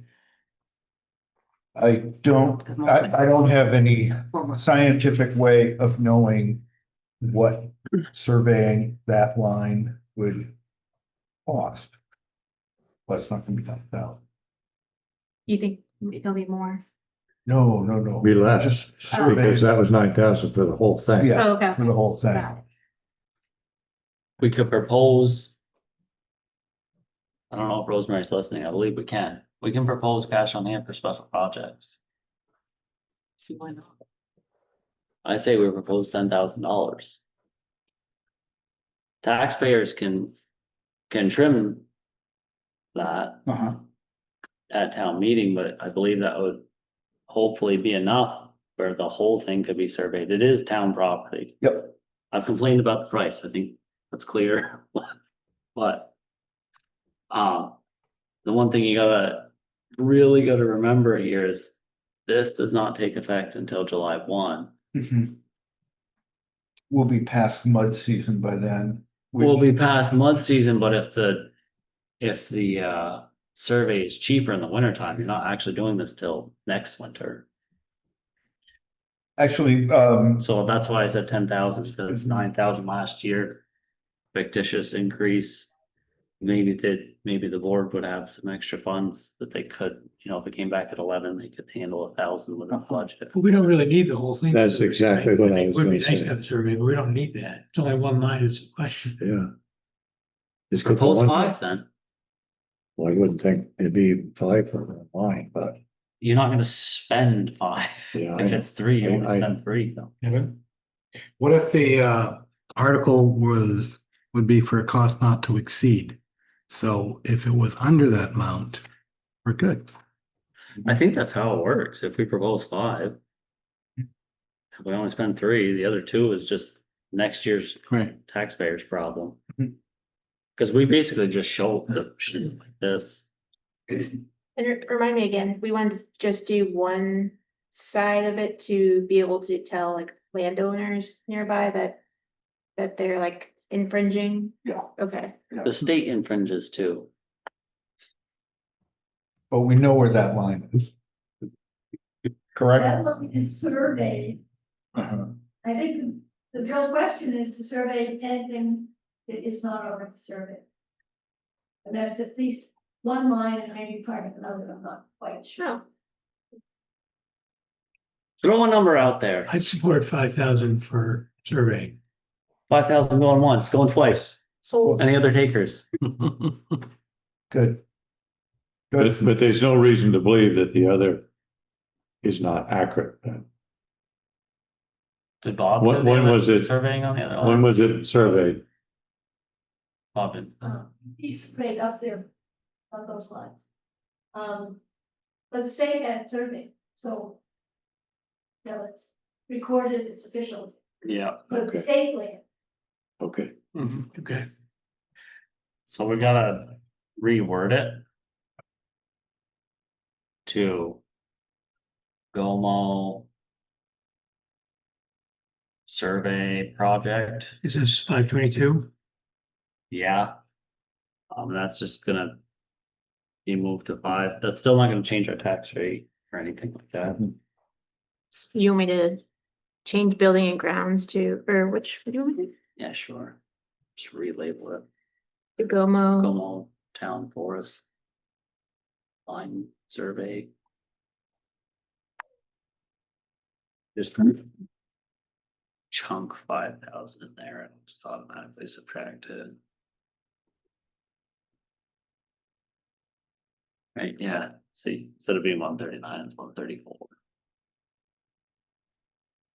So, Okay, line 522 is where it's going. yeah, So are we putting 40,000 into industrial park?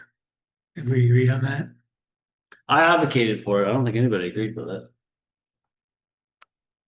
I would definitely support that. I think it's, I mean, we gotta push that thing along. We can't have special meetings for everything. Yeah. So, yes, Yeah. I would definitely do it. So industrial park expense, which is already there. 250s or 526, 526, yeah. 40000. Plenty of cobwebs on that, but looks like it might be moving. They're cutting trees. Now we're down to what, 94? What's the total on committed now? 94 something? Mhm. Yeah, 94 and change. So I've got a question on 551, grant match reserve fund. We've got a big fat number there, 560,000, Yeah, it's healthy. but most of that is industrial park obligated. Am I right? The majority of it, yeah. So we don't really have a huge grant match reserve fund. Uh,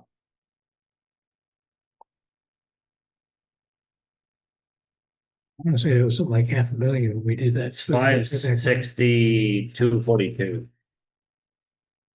Sorry. Fine. It's up in the cash on you. As well. Do you want to know how much of that was proposed for the industrial park? Yes. Please. This all fell apart, so. The majority of it.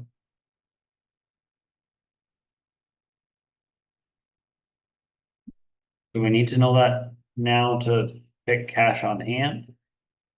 Well, I'd like to put more into, so we have a healthy grant match reserve for other projects, other than the industrial park.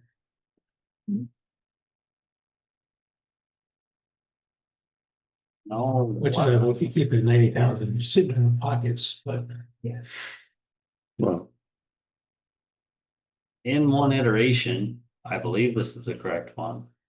looks it from here.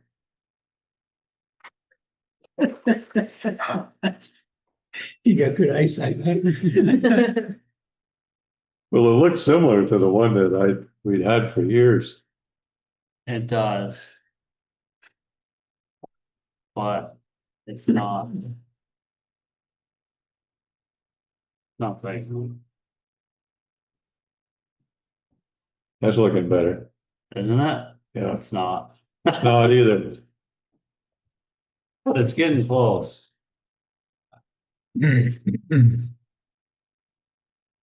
You wanna just This chunk, process reassuring you guys? well, Is this process we have reassuring anybody? can you look up On the, the edge of my seat. It's not reassuring me. are you able to look up the bond vote, Henry? I search for bond. Yeah, What happened? You dropped that or something? yeah, I did. It was organized, but I could actually use it. Then John dropped, I don't see anything for bond. no, or the like meeting minutes. That's Wait, you want me looking to similar. look in the meeting minutes? Yeah, I didn't know if there were like, if there was an easy way to track the town site, but Oh. No, it doesn't read the PDFs. You got it now, don't you? this isn't the one because we struck a bunch of these. It's in my email, Paul. Rosemary, do you wanna chime in? You take a guess? Say over 500,000. Yeah, Well, yeah, it's over 500,000. I thought it was 524. But I didn't wanna volunteer that. they don't become light. Accurate. It's 5.25 around there.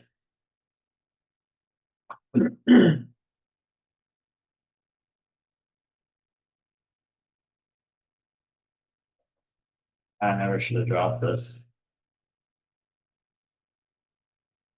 It's around 5.25. What do we had in?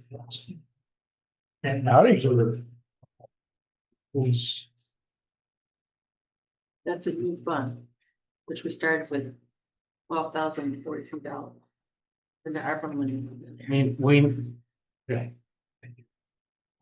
okay. ARPA designated was $539,016. I'm glad you found all this. So, okay.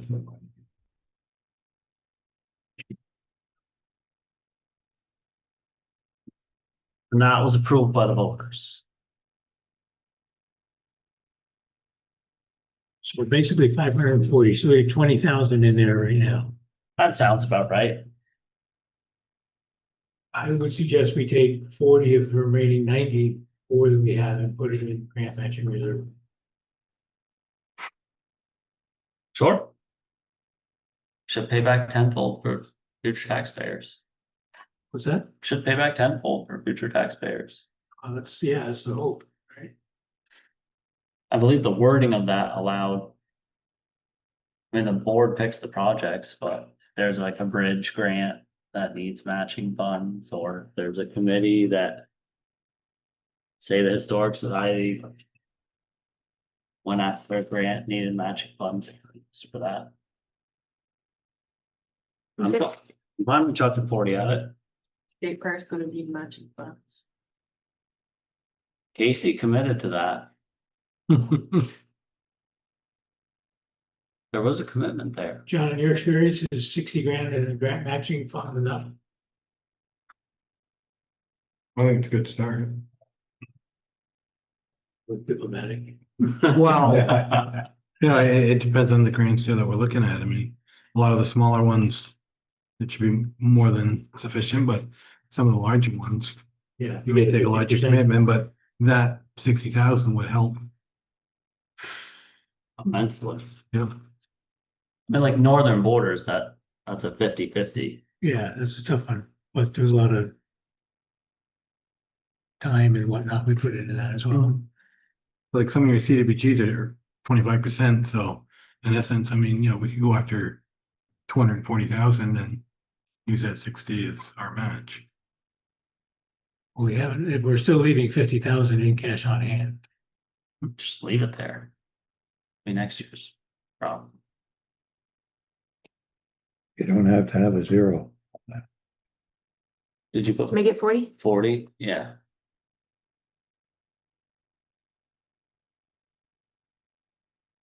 Hey, Before? 54. 40's going in line 551. Yeah, 520. 525. We beat this dead horse enough, Mr. Chairman. I mean, this isn't, it's important stuff. You're spending, or you're proposing to spend money. on the Oh, I understand, taxpayers. but we should be done by this by now. So we're putting 40,000 in 525, we're putting 40,000 in 526. Mhm. And that brings, we're putting, what do we put into? Five put- and- 40 into 527. We put 5,522 and renamed it Gomo Town Forest Line Survey. Okay. And so 528 is now down to 54. Okay. Is everybody copacetic with that? Okay. Leave 54 there and you need it for something, special town meeting. Lois wants it written to her. No, I just have something different. I don't want you to stop the conversation about that. No money.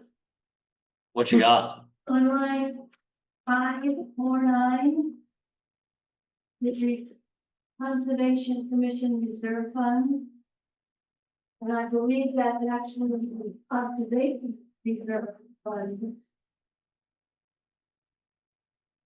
Which is the separate fund that was set up. Doesn't. It's not a reserve carryover from public conservation. That's on our, from our budget. It's a matter of clarification. There was some confusion and discussion early on about it. So that should match line 455, not 456.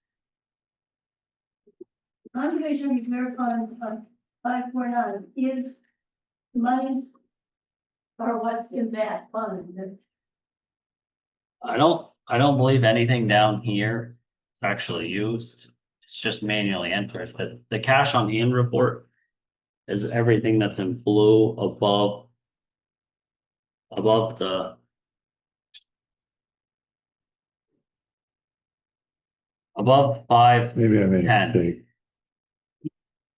I'm just looking to have the fund correctly identified.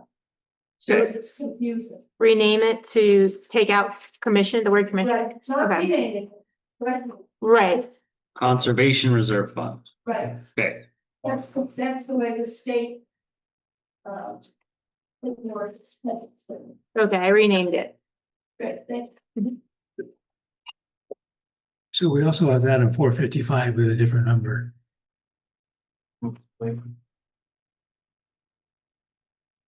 Sorry, what'd you say? Line 455 About it. is also conservation reserve fund, but there it's 6,482. That's what I was asking. 64.92 here. Any other online? Feel like we're bouncing back and forth. You cash on hand. It's that much. Yeah. Oh, I was on the wrong line. I beg your pardon. You're right. Okay. I was wrong. You would better chalk that up somewhere. Mike was right. I was Scroll wrong. down to like 5, 6, delete them.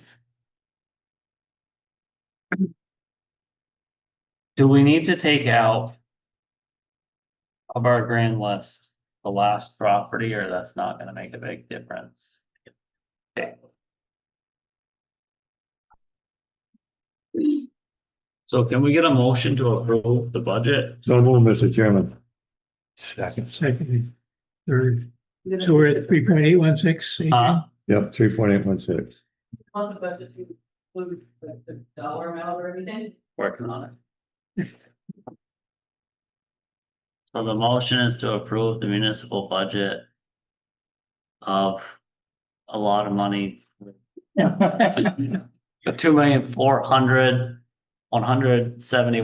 $2,400,171.73 Okay. in tax burden. That's 2,400,171 and how many cents? 73. Can you go all the way to the bottom? In tax, in proposed taxes. Up, no, up. Up until I get something here. Okay, and the overall budget is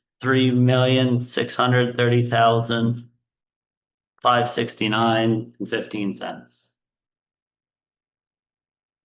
It's 3,630,659. 569. Oh, 569 and 15 cents. Yep. So that's the overall. Mhm. Okay. That's a motion, is there a second? Yeah, Further discussion? All those in favor, signify by saying aye. Aye. All those opposed, the ayes have it. You wanna write those numbers in the warrant? For an approved warning? Did you get them? And the final. You have the non-tax revenue, Huh? non-tax, Tax then there's also a number for non-tax revenue. It's updated. Still. If I go down there and look at it, Huh? when I go down to my 8.6, desk to change this. I'll be able to see it on It's- that report. It's exact. Okay, This is the SharePoint, right? Yeah, so it's already up to date. okay. Okay. So Rosemary's gonna prepare the warning. Is there anything else that we wanna talk about on the warning while she does that? I think we're good, right? There's no special articles, Rosemary. Just one. Right? But you guys can think of something. Two of them. Yeah, the postcards, Yeah. And the appropriation. everything, come on, probably now. Can we skip over and come back to the warning? Do you Yeah. wanna enter those in? All right, FEMA buyout update. John? Mike? Buddy? She, Scott? Sure. We're expecting the houses to make sure they're vacated and cleaned and no cars, no trailers, nothing on the VIN number, no can. Touch base with the contractor on exactly what that meant for them. They have a environmental firm, got to let us know all this, that comes, checks out the house for asbestos, to regulate. They'll pump out the tanks, take the tanks. Gas tanks are deals that help by the gas companies, so. Landowners are doing due diligence to make sure they get back to the rightful owner. Yeah.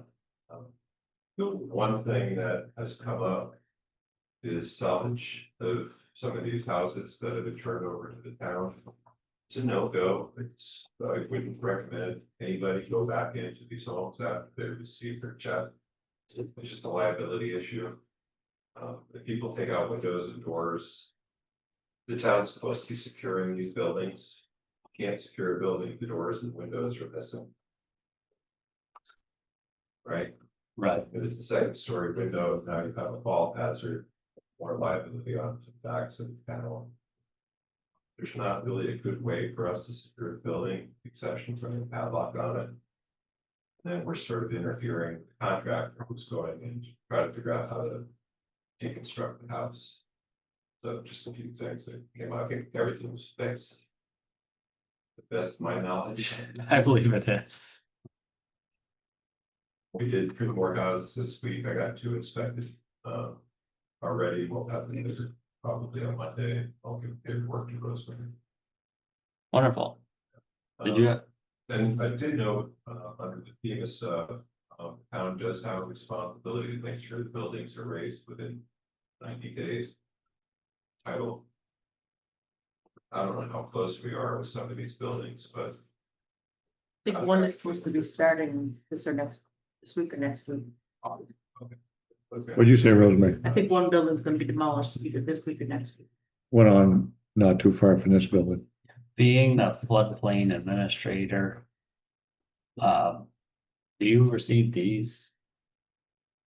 From Matthew Hand? You should have that. Cause there is one that has the demolition mobilization. Yes.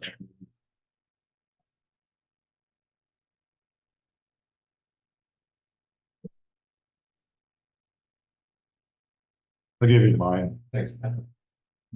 Is there anything you had for this, John? Or was it? Well, I know some of the things there that, the question was, we had a gentleman did come in and wanted to know if he could come in and, salvage some of the windows. You and I talked about that. Yeah, And there was some talk about maybe you having Habitat from, Humanity come in and see what they could salvage. But again, it opens us up to risk, so I wasn't sure how the board felt about that. I did call the gentleman that was interested in salvaging and basically said that juice isn't worth the squeeze. Unfortunately, I don't even know if it matters how the board feels. Yeah. VEM regulations, FEMA regulations. After I dug into it a little bit, I talked with Scott as well. At the end of the day, if somebody has something in their structure they want to salvage, they should salvage it before closing. Unfortunately, that will reduce the paycheck they receive. Right. Now, I want to stick a wrench in the works. Can you believe such a thing? If a contractor comes in and somebody happens to go down, the contractor's there, the guy says, you know, that newel post has been in my family for 200 years. Would you mind if I went in and took it? If the contractor said, fine, No, it doesn't work that way. it wouldn't work that way. Town owns the building, town's responsible for the building. Contractor could say they don't care, but they have to fear it down. They had 2 years to pull the post. Yeah, it's funny, because there's a complaint about how long it's taken, but all of a sudden, everybody wants to save everything. Yeah.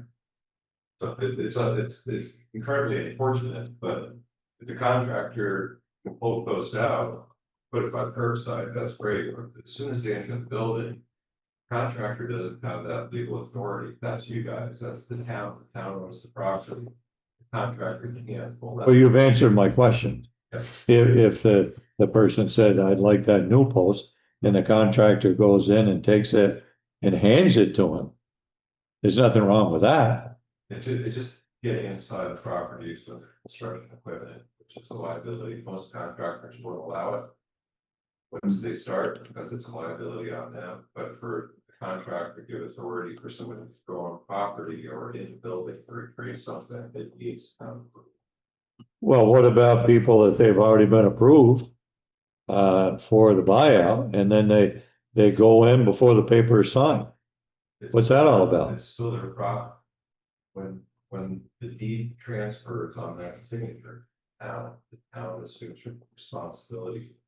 There's a checklist of things that FEMA wants the town to be doing. I know, but the thing is that they received the value with the house the way it was. Exactly. So technically, they shouldn't even haul stuff out themselves after that. Right, because that would have affected value.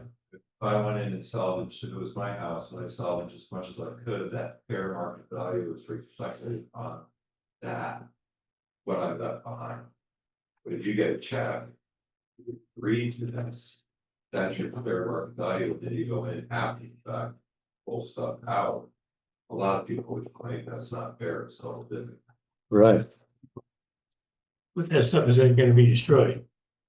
Well, the contractor, I don't know if they're gonna, I think some homes are just, they're not old, so they don't have close to being, they're stick built. And Yeah. they're not really a whole lot in there, especially the houses that were done in the 70s.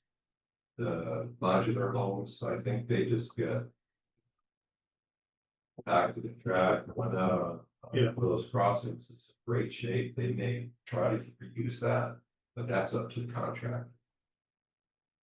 And I think if a building has good structure, good bones, and it's all close to being, it would probably be wise for the contractor to try to recoup some of that cash and salvage that timber, but that's up to the contractor.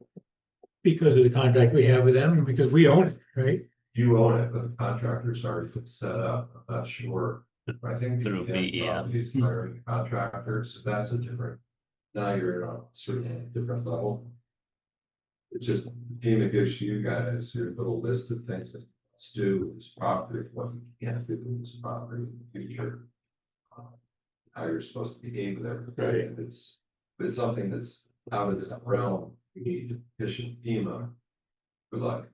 Yeah, have fun. Because, they're very cautious, right?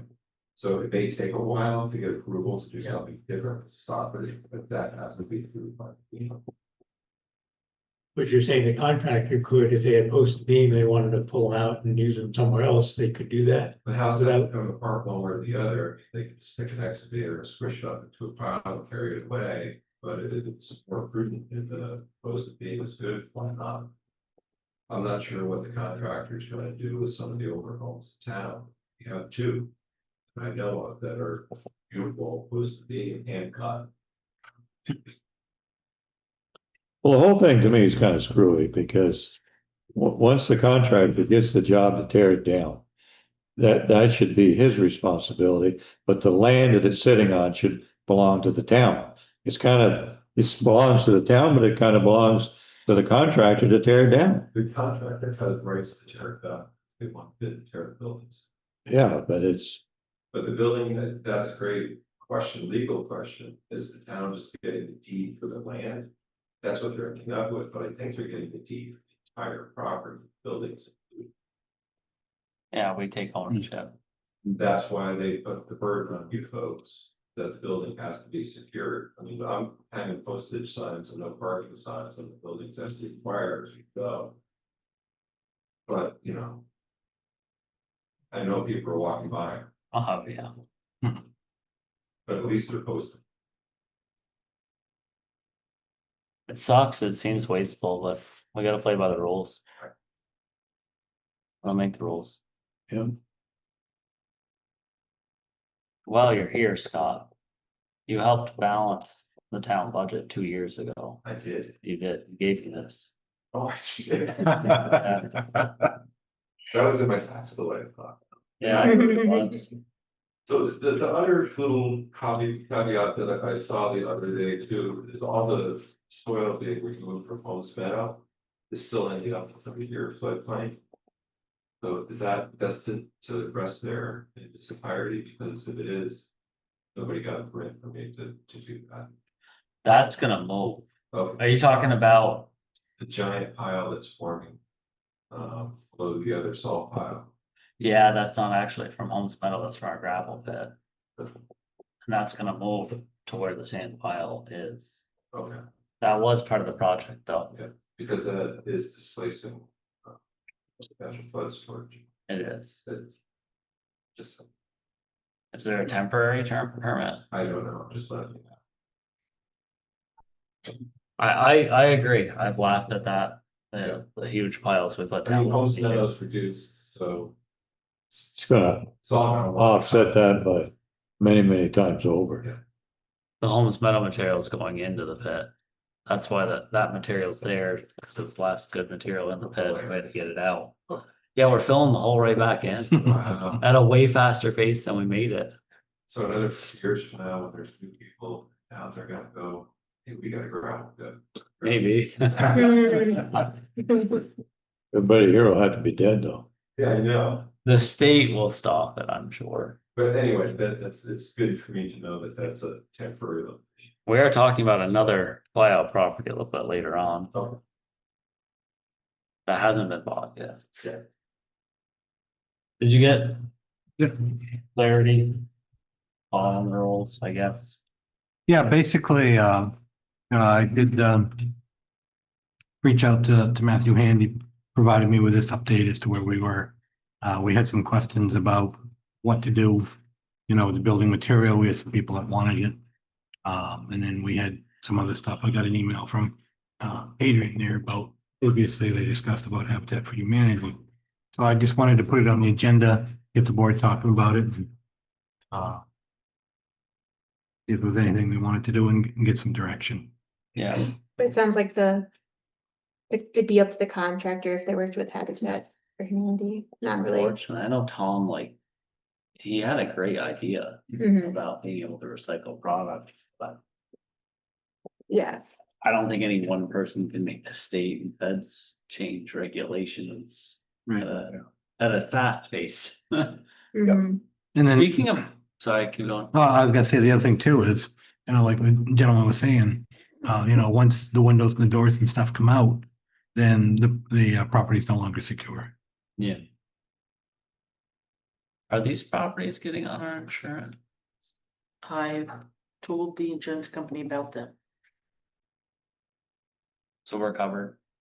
Okay. Thank you. Next item, So just real quickly, till I understand, we're leaving any salvage opportunities in the hands of the contractor. If they want to do it. Or too far. further contract. Just want to understand. You know the individual too. That's it. Which makes no difference. Review and signature for the fire department contract with the village of Johnson. Yeah, I got a copy of the proposed contract for the village to provide fire coverage for the town of Johnson. I wanted to put it on the agenda for the board review and get signatures. I'm pretty impressed that the actual increase is only $3,941. Are you impressed that we're bearing the brunt of the increase? Goes with the territory. Doesn't it? You're looking for a motion to approve this, Mr. Chairman? No, I have a question. I need to answer myself. Okay.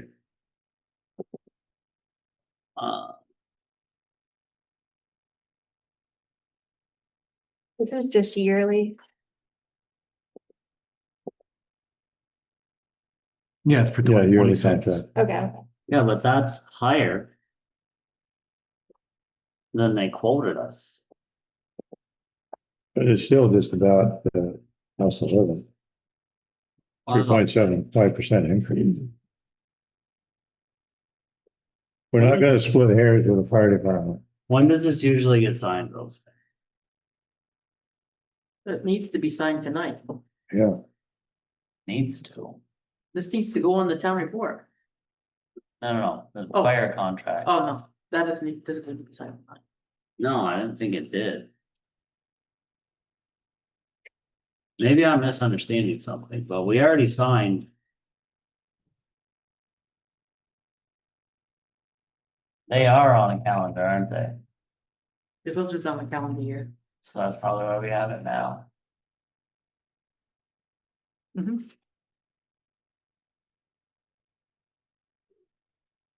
Well, what? We're given for a quote. I can't find anything. Let me search the. What we were given, Was it 265? yeah, was 105. 52. Well, that was the number for the year in, yeah, 2026, I think. The proposed number is 108,991.11.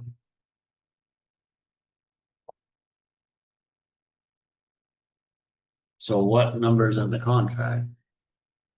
108,992. That's what they're proposing for January 1st, 2027. No, Calendar year 2026. That's what it says. in number 2. Whatever. Town of Johnson's 2026 fire service contract will be $108,992. Oh, somebody make a motion. So move, Mr. Chairman. Make it a little bit more clear than that. For the contract for the town of Johnson's 2026 fire service contract for the amount of $108,992. Does that satisfy you? It's fine. Second. Motion and a second, further discussion. Can somebody authorize the chair to sign? And authorize the chair to sign. Line they gave, which is fine. I changed it. Friendly? Yeah, that's Friendly? fine. That's fine. All those in favor signify by saying aye. Aye. Aye. All those opposed? The ayes have it. Rosemary, can you be my in presence of? yep, You just got 2 dates. That says in presence of date. And then date. Says that below too. Whole thing could be passed on, okay. One up above has 2 people. Do we need 2? No. We authorize the chair to sign. If Rosemary signs in presence of, Presence of. Yeah, Evan? We're gonna have to change the line in the budget too. Huh? We're gonna have to change the line in the budget because we got 991, this is 992. It's a small change, but I think we're good. Like, that must be accurate. motion. Okay, Historic Society.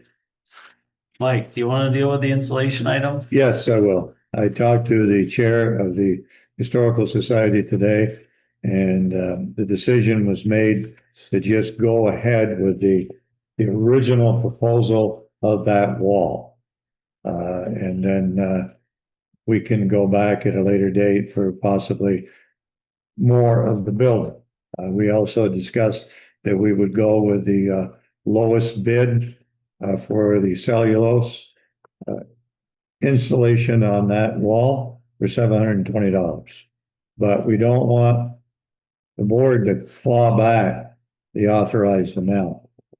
We want to keep that authorized amount of $5,000 and deduct $720 or more work on the building at a later date.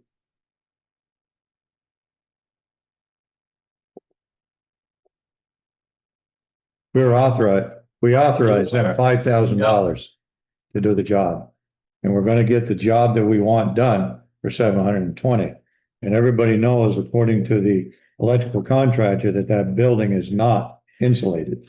So I would like to see the building totally insulated eventually, but I'd like to use the $4,000 and change at a later date to get more insulation done. It is a town building and we should do everything we can to protect it. Also, an insulated building will be less in heating costs. Do you have an issue with that, Adrian? Would hope, certainly.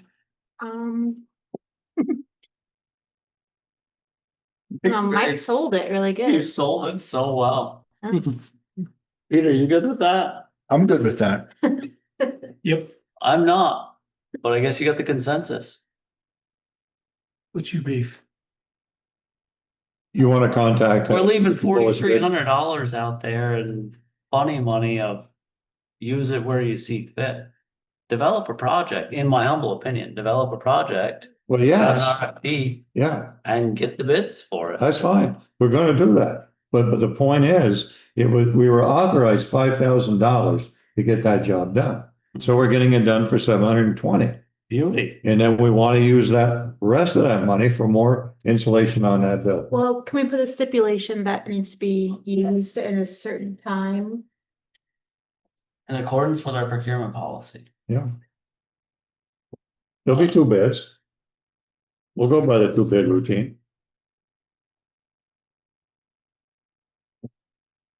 What time would you like it done by? End of the fiscal year, Which fiscal year? the one coming up. Well, then One we're coming gonna- up, that's fine. Okay, so we're challenging the Historic Society. We don't want. the I'll agree to conversation that. about This You know, money in July. We want it spent before then. Right, but the deal is that it's easier to get that one section done right now in this crummy weather to try to stop that roof from leaking Mhm. into the building. Yeah. So we want to get that squared away. And then when it gets to be a little bit warmer weather, because we don't want any damage or anything done to the vinyl siding in this cold weather.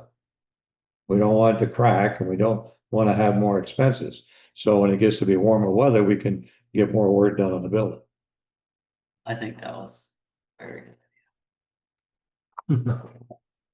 And they'll develop a project, have the quotes in front of us, so we'll just approve them. Yeah, thank you. Not to exceed $4,280.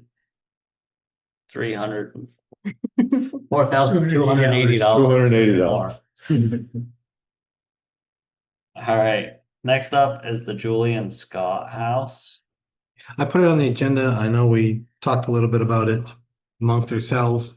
I didn't know the board wanted to discuss it at a meeting and maybe work to come up with a plan to. So there's been a lot of clamor. This is a house that's on the buyout process that we don't own yet. And very well, maybe that nothing can be done, but there's a lot of passionate people in this town about that house for its historic significance. I would like to form a short-term The closing's advisement. supposed to be next week. I know. Short-term advisement council to see if something could be done. I think the town has a lot of things on our plate. And I think there's enough passionate, knowledgeable individuals that could dig into it. They just need to be empowered to. Maybe I'm overthinking that one. The closing date is the 29th, and we should not do anything to put a wrench in that works. And so allow the closing to take place. We have 90 days to get something hooked up. So then we can start this process after they've closed. So I just want to add this as a potential idea after the close, because I think it should be done after the closing. Again, there's FEMA things that sort of mess things up a little bit for common sense sometimes.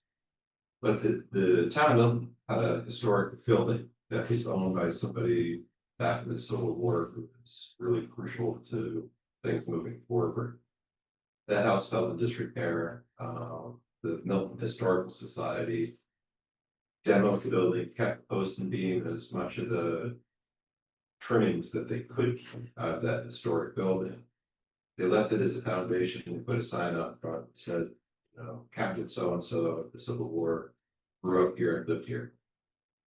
The post and beam structure that was salvaged was containerized, now lives in Milton somewhere, well, they can get their head wrapped around, where they can restructure the house on driving away from busy roads. It sort of sounds like Johnson may be able to find something like that.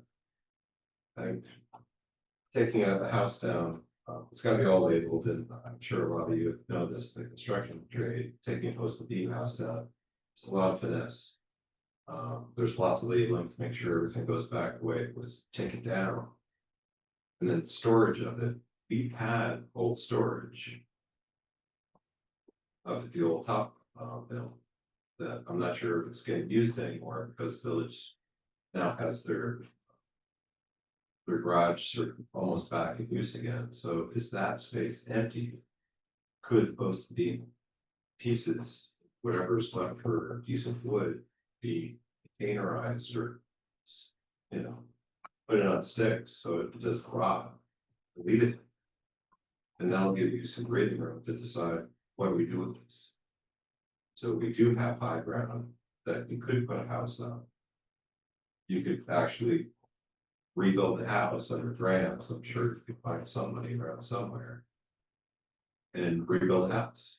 It wouldn't be the same, but it would still be the same post and beam and maybe the floorboards if there's anything left in that house. I was in it today.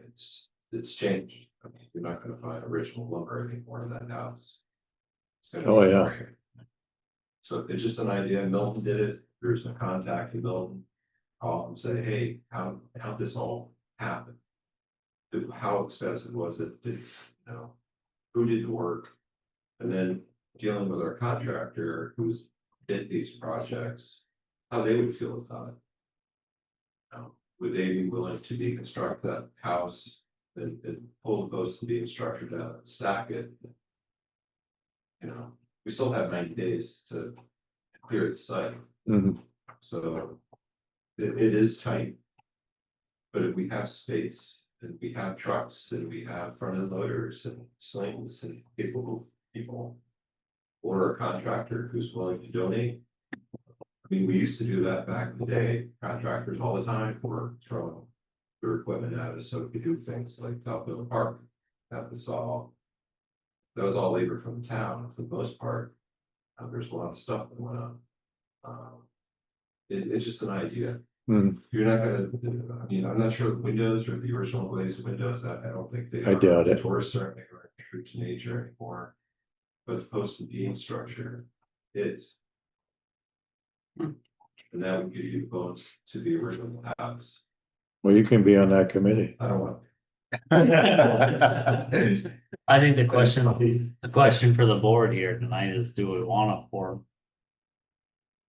that, and how quickly do we want it done? Well, we need to form some kind of a committee. I don't see why it can't be the Historical Society.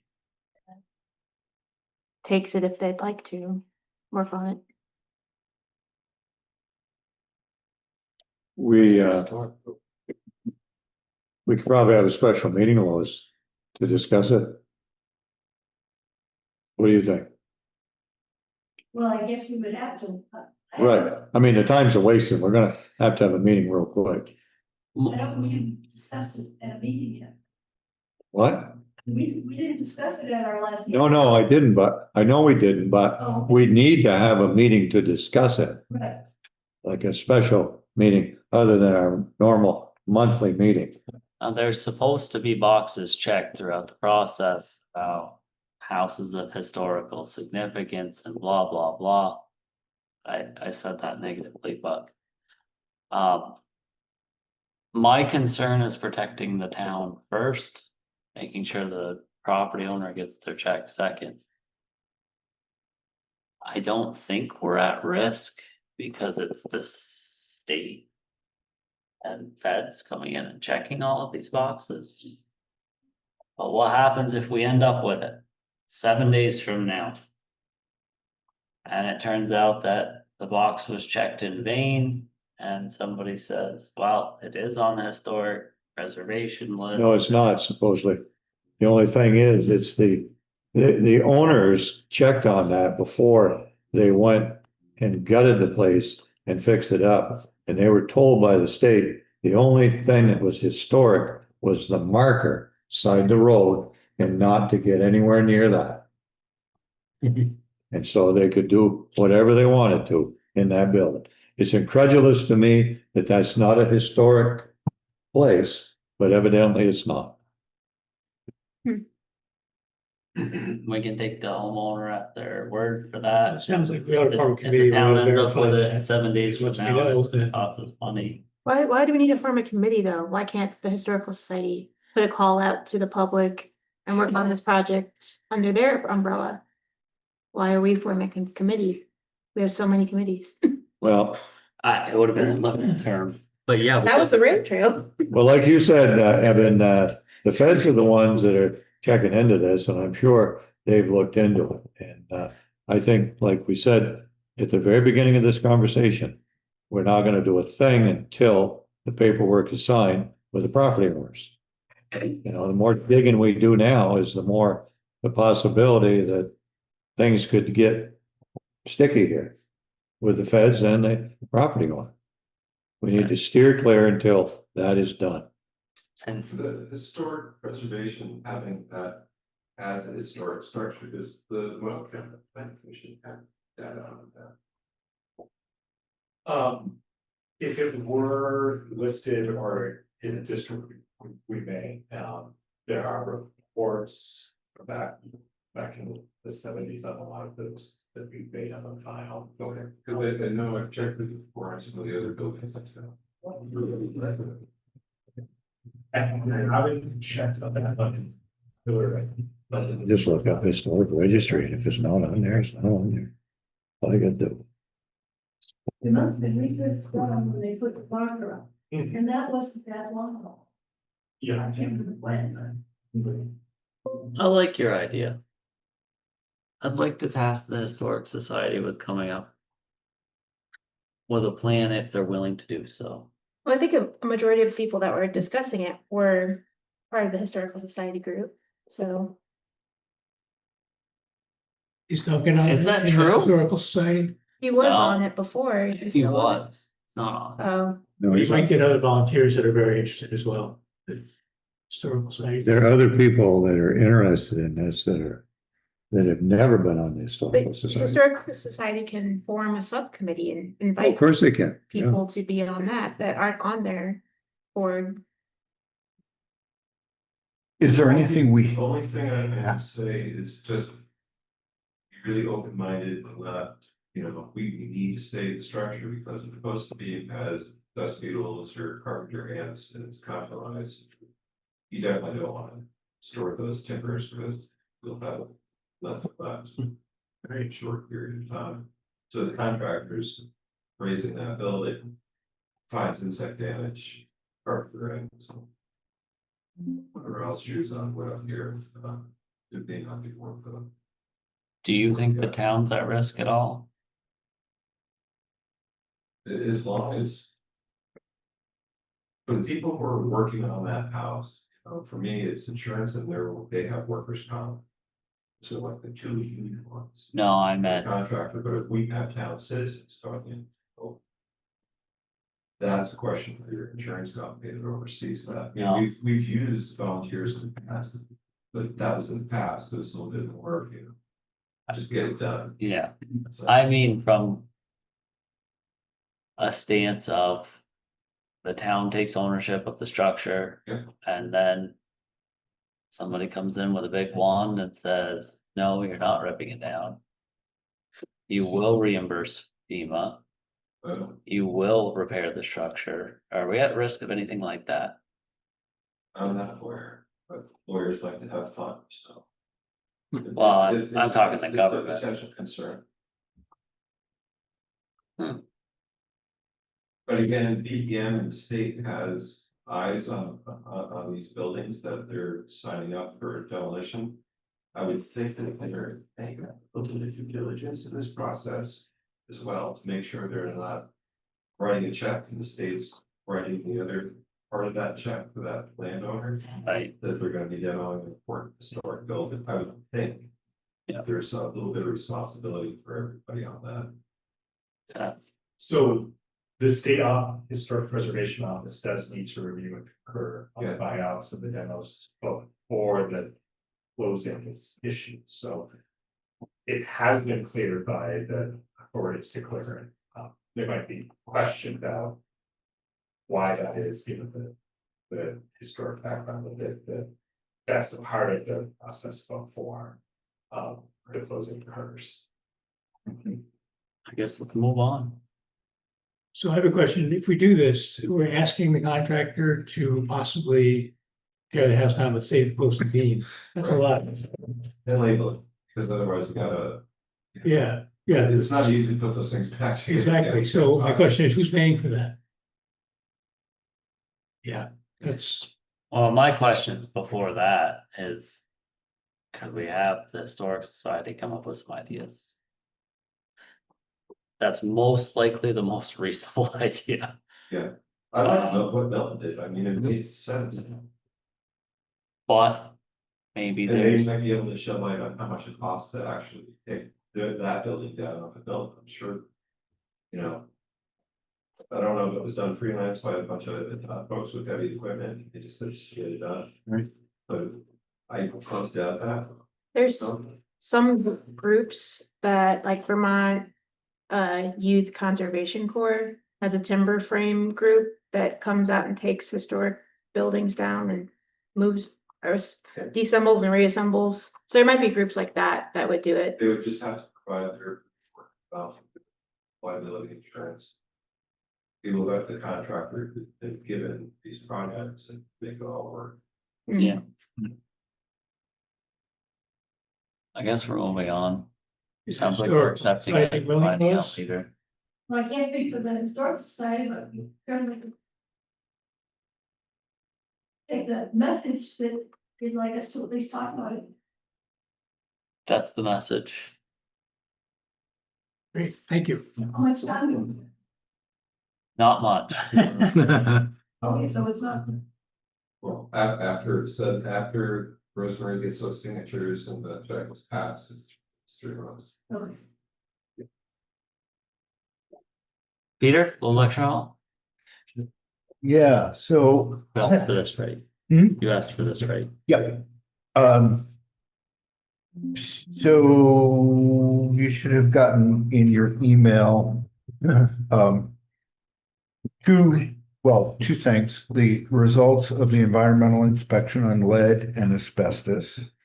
There was no asbestos present. And as I said in my text, big surprise, there's lead. I don't think we had any question about that. And then on the engineering piece, we had said we were going to do a kind of ask for a simple assessment Nothing too terribly fancy, and what came back from the engineer was a proposal of $35,000 to $52,000. Nothing there.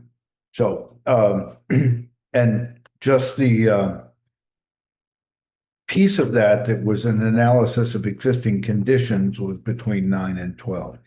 And my feeling is that the building inspection we had done identified structural work that needs to happen. So I don't feel like we need to scour the landscape for an engineer that's gonna do that cursory look. Wonderful. So my suggestion is that we have completed what we said we would complete, and that we ask our town attorney to begin drafting the relevant documents for the sale. I'd like to make that into a motion. I'll second the motion. The motion for clarity is to Our town attorney, authorize our town attorney to draft closing documents. And work with the studio center. Questions? Further discussion? Under further discussion, I guess I would say we're probably ultimately going to have an engineering study like that done in order to move forward with whatever renovation we end up doing. But Yeah. we need to decide what the hell we're going to do first before we do that. So I would agree to wait on that. So, Okay. And I believe some of those historical preservation grants that I found, I think some of them, they mentioned specifically engineering study expense. So, yeah, when we know what we're doing yeah, and we have the money to do it. that too. Yeah. Well, the way the vote was, the way the warning was for the vote was that if we find any major problems with it, then we reserve the right not to go through. So there's no major problems, so we kind of have to go through with this. we need John to reach out to the attorney, or who would reaches out? I would have assumed it was Bob Fletcher, but I found out he retired. David Ruff. Was it David Yeah. Rue or? Yeah.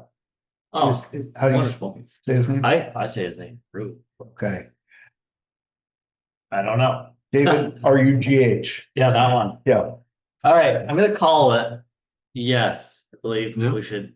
Can you work with John to get him in touch? Yep. Get up to speed on that with Mhm. David. All right, all those in favor signify by saying aye. Aye. All those opposed? And the ayes have it. Anything under old business? I don't believe so. We have an executive session for contract negotiations, another executive session and a warning to approve. But our warning person is not here. She's right downstairs for a minute. What the heck? Should we wait or just do the update and come out? There's not much of an update. We could probably skip the union contract negotiation update. Let's go into executive session and get the update. That's a big deal. Can somebody make the motion? Then we'll come back out and do the warning at that time. Can you hang for a little bit? There's nothing else on the agenda to talk about? 2 executive sessions and the warning. So I guess I'll entertain a motion to enter executive session as allowed by 1 VSA 313A1B. So Seth, did you come to answer the question on? I can, is there any question you got, let's set out, but. We approved everything. Okay. The sign change order 3 is done and I'm gonna de-sign the Categorization form. categorization profile analysis, whatever. Good night, folks. thank you all very much. Yes. See ya. There you go. Could you let me know when the designated downtown thing that goes into effect? Okay, thank you. Yeah. There's a motion on the floor. Is there a second? Second. So who made that motion? Paul, Okay.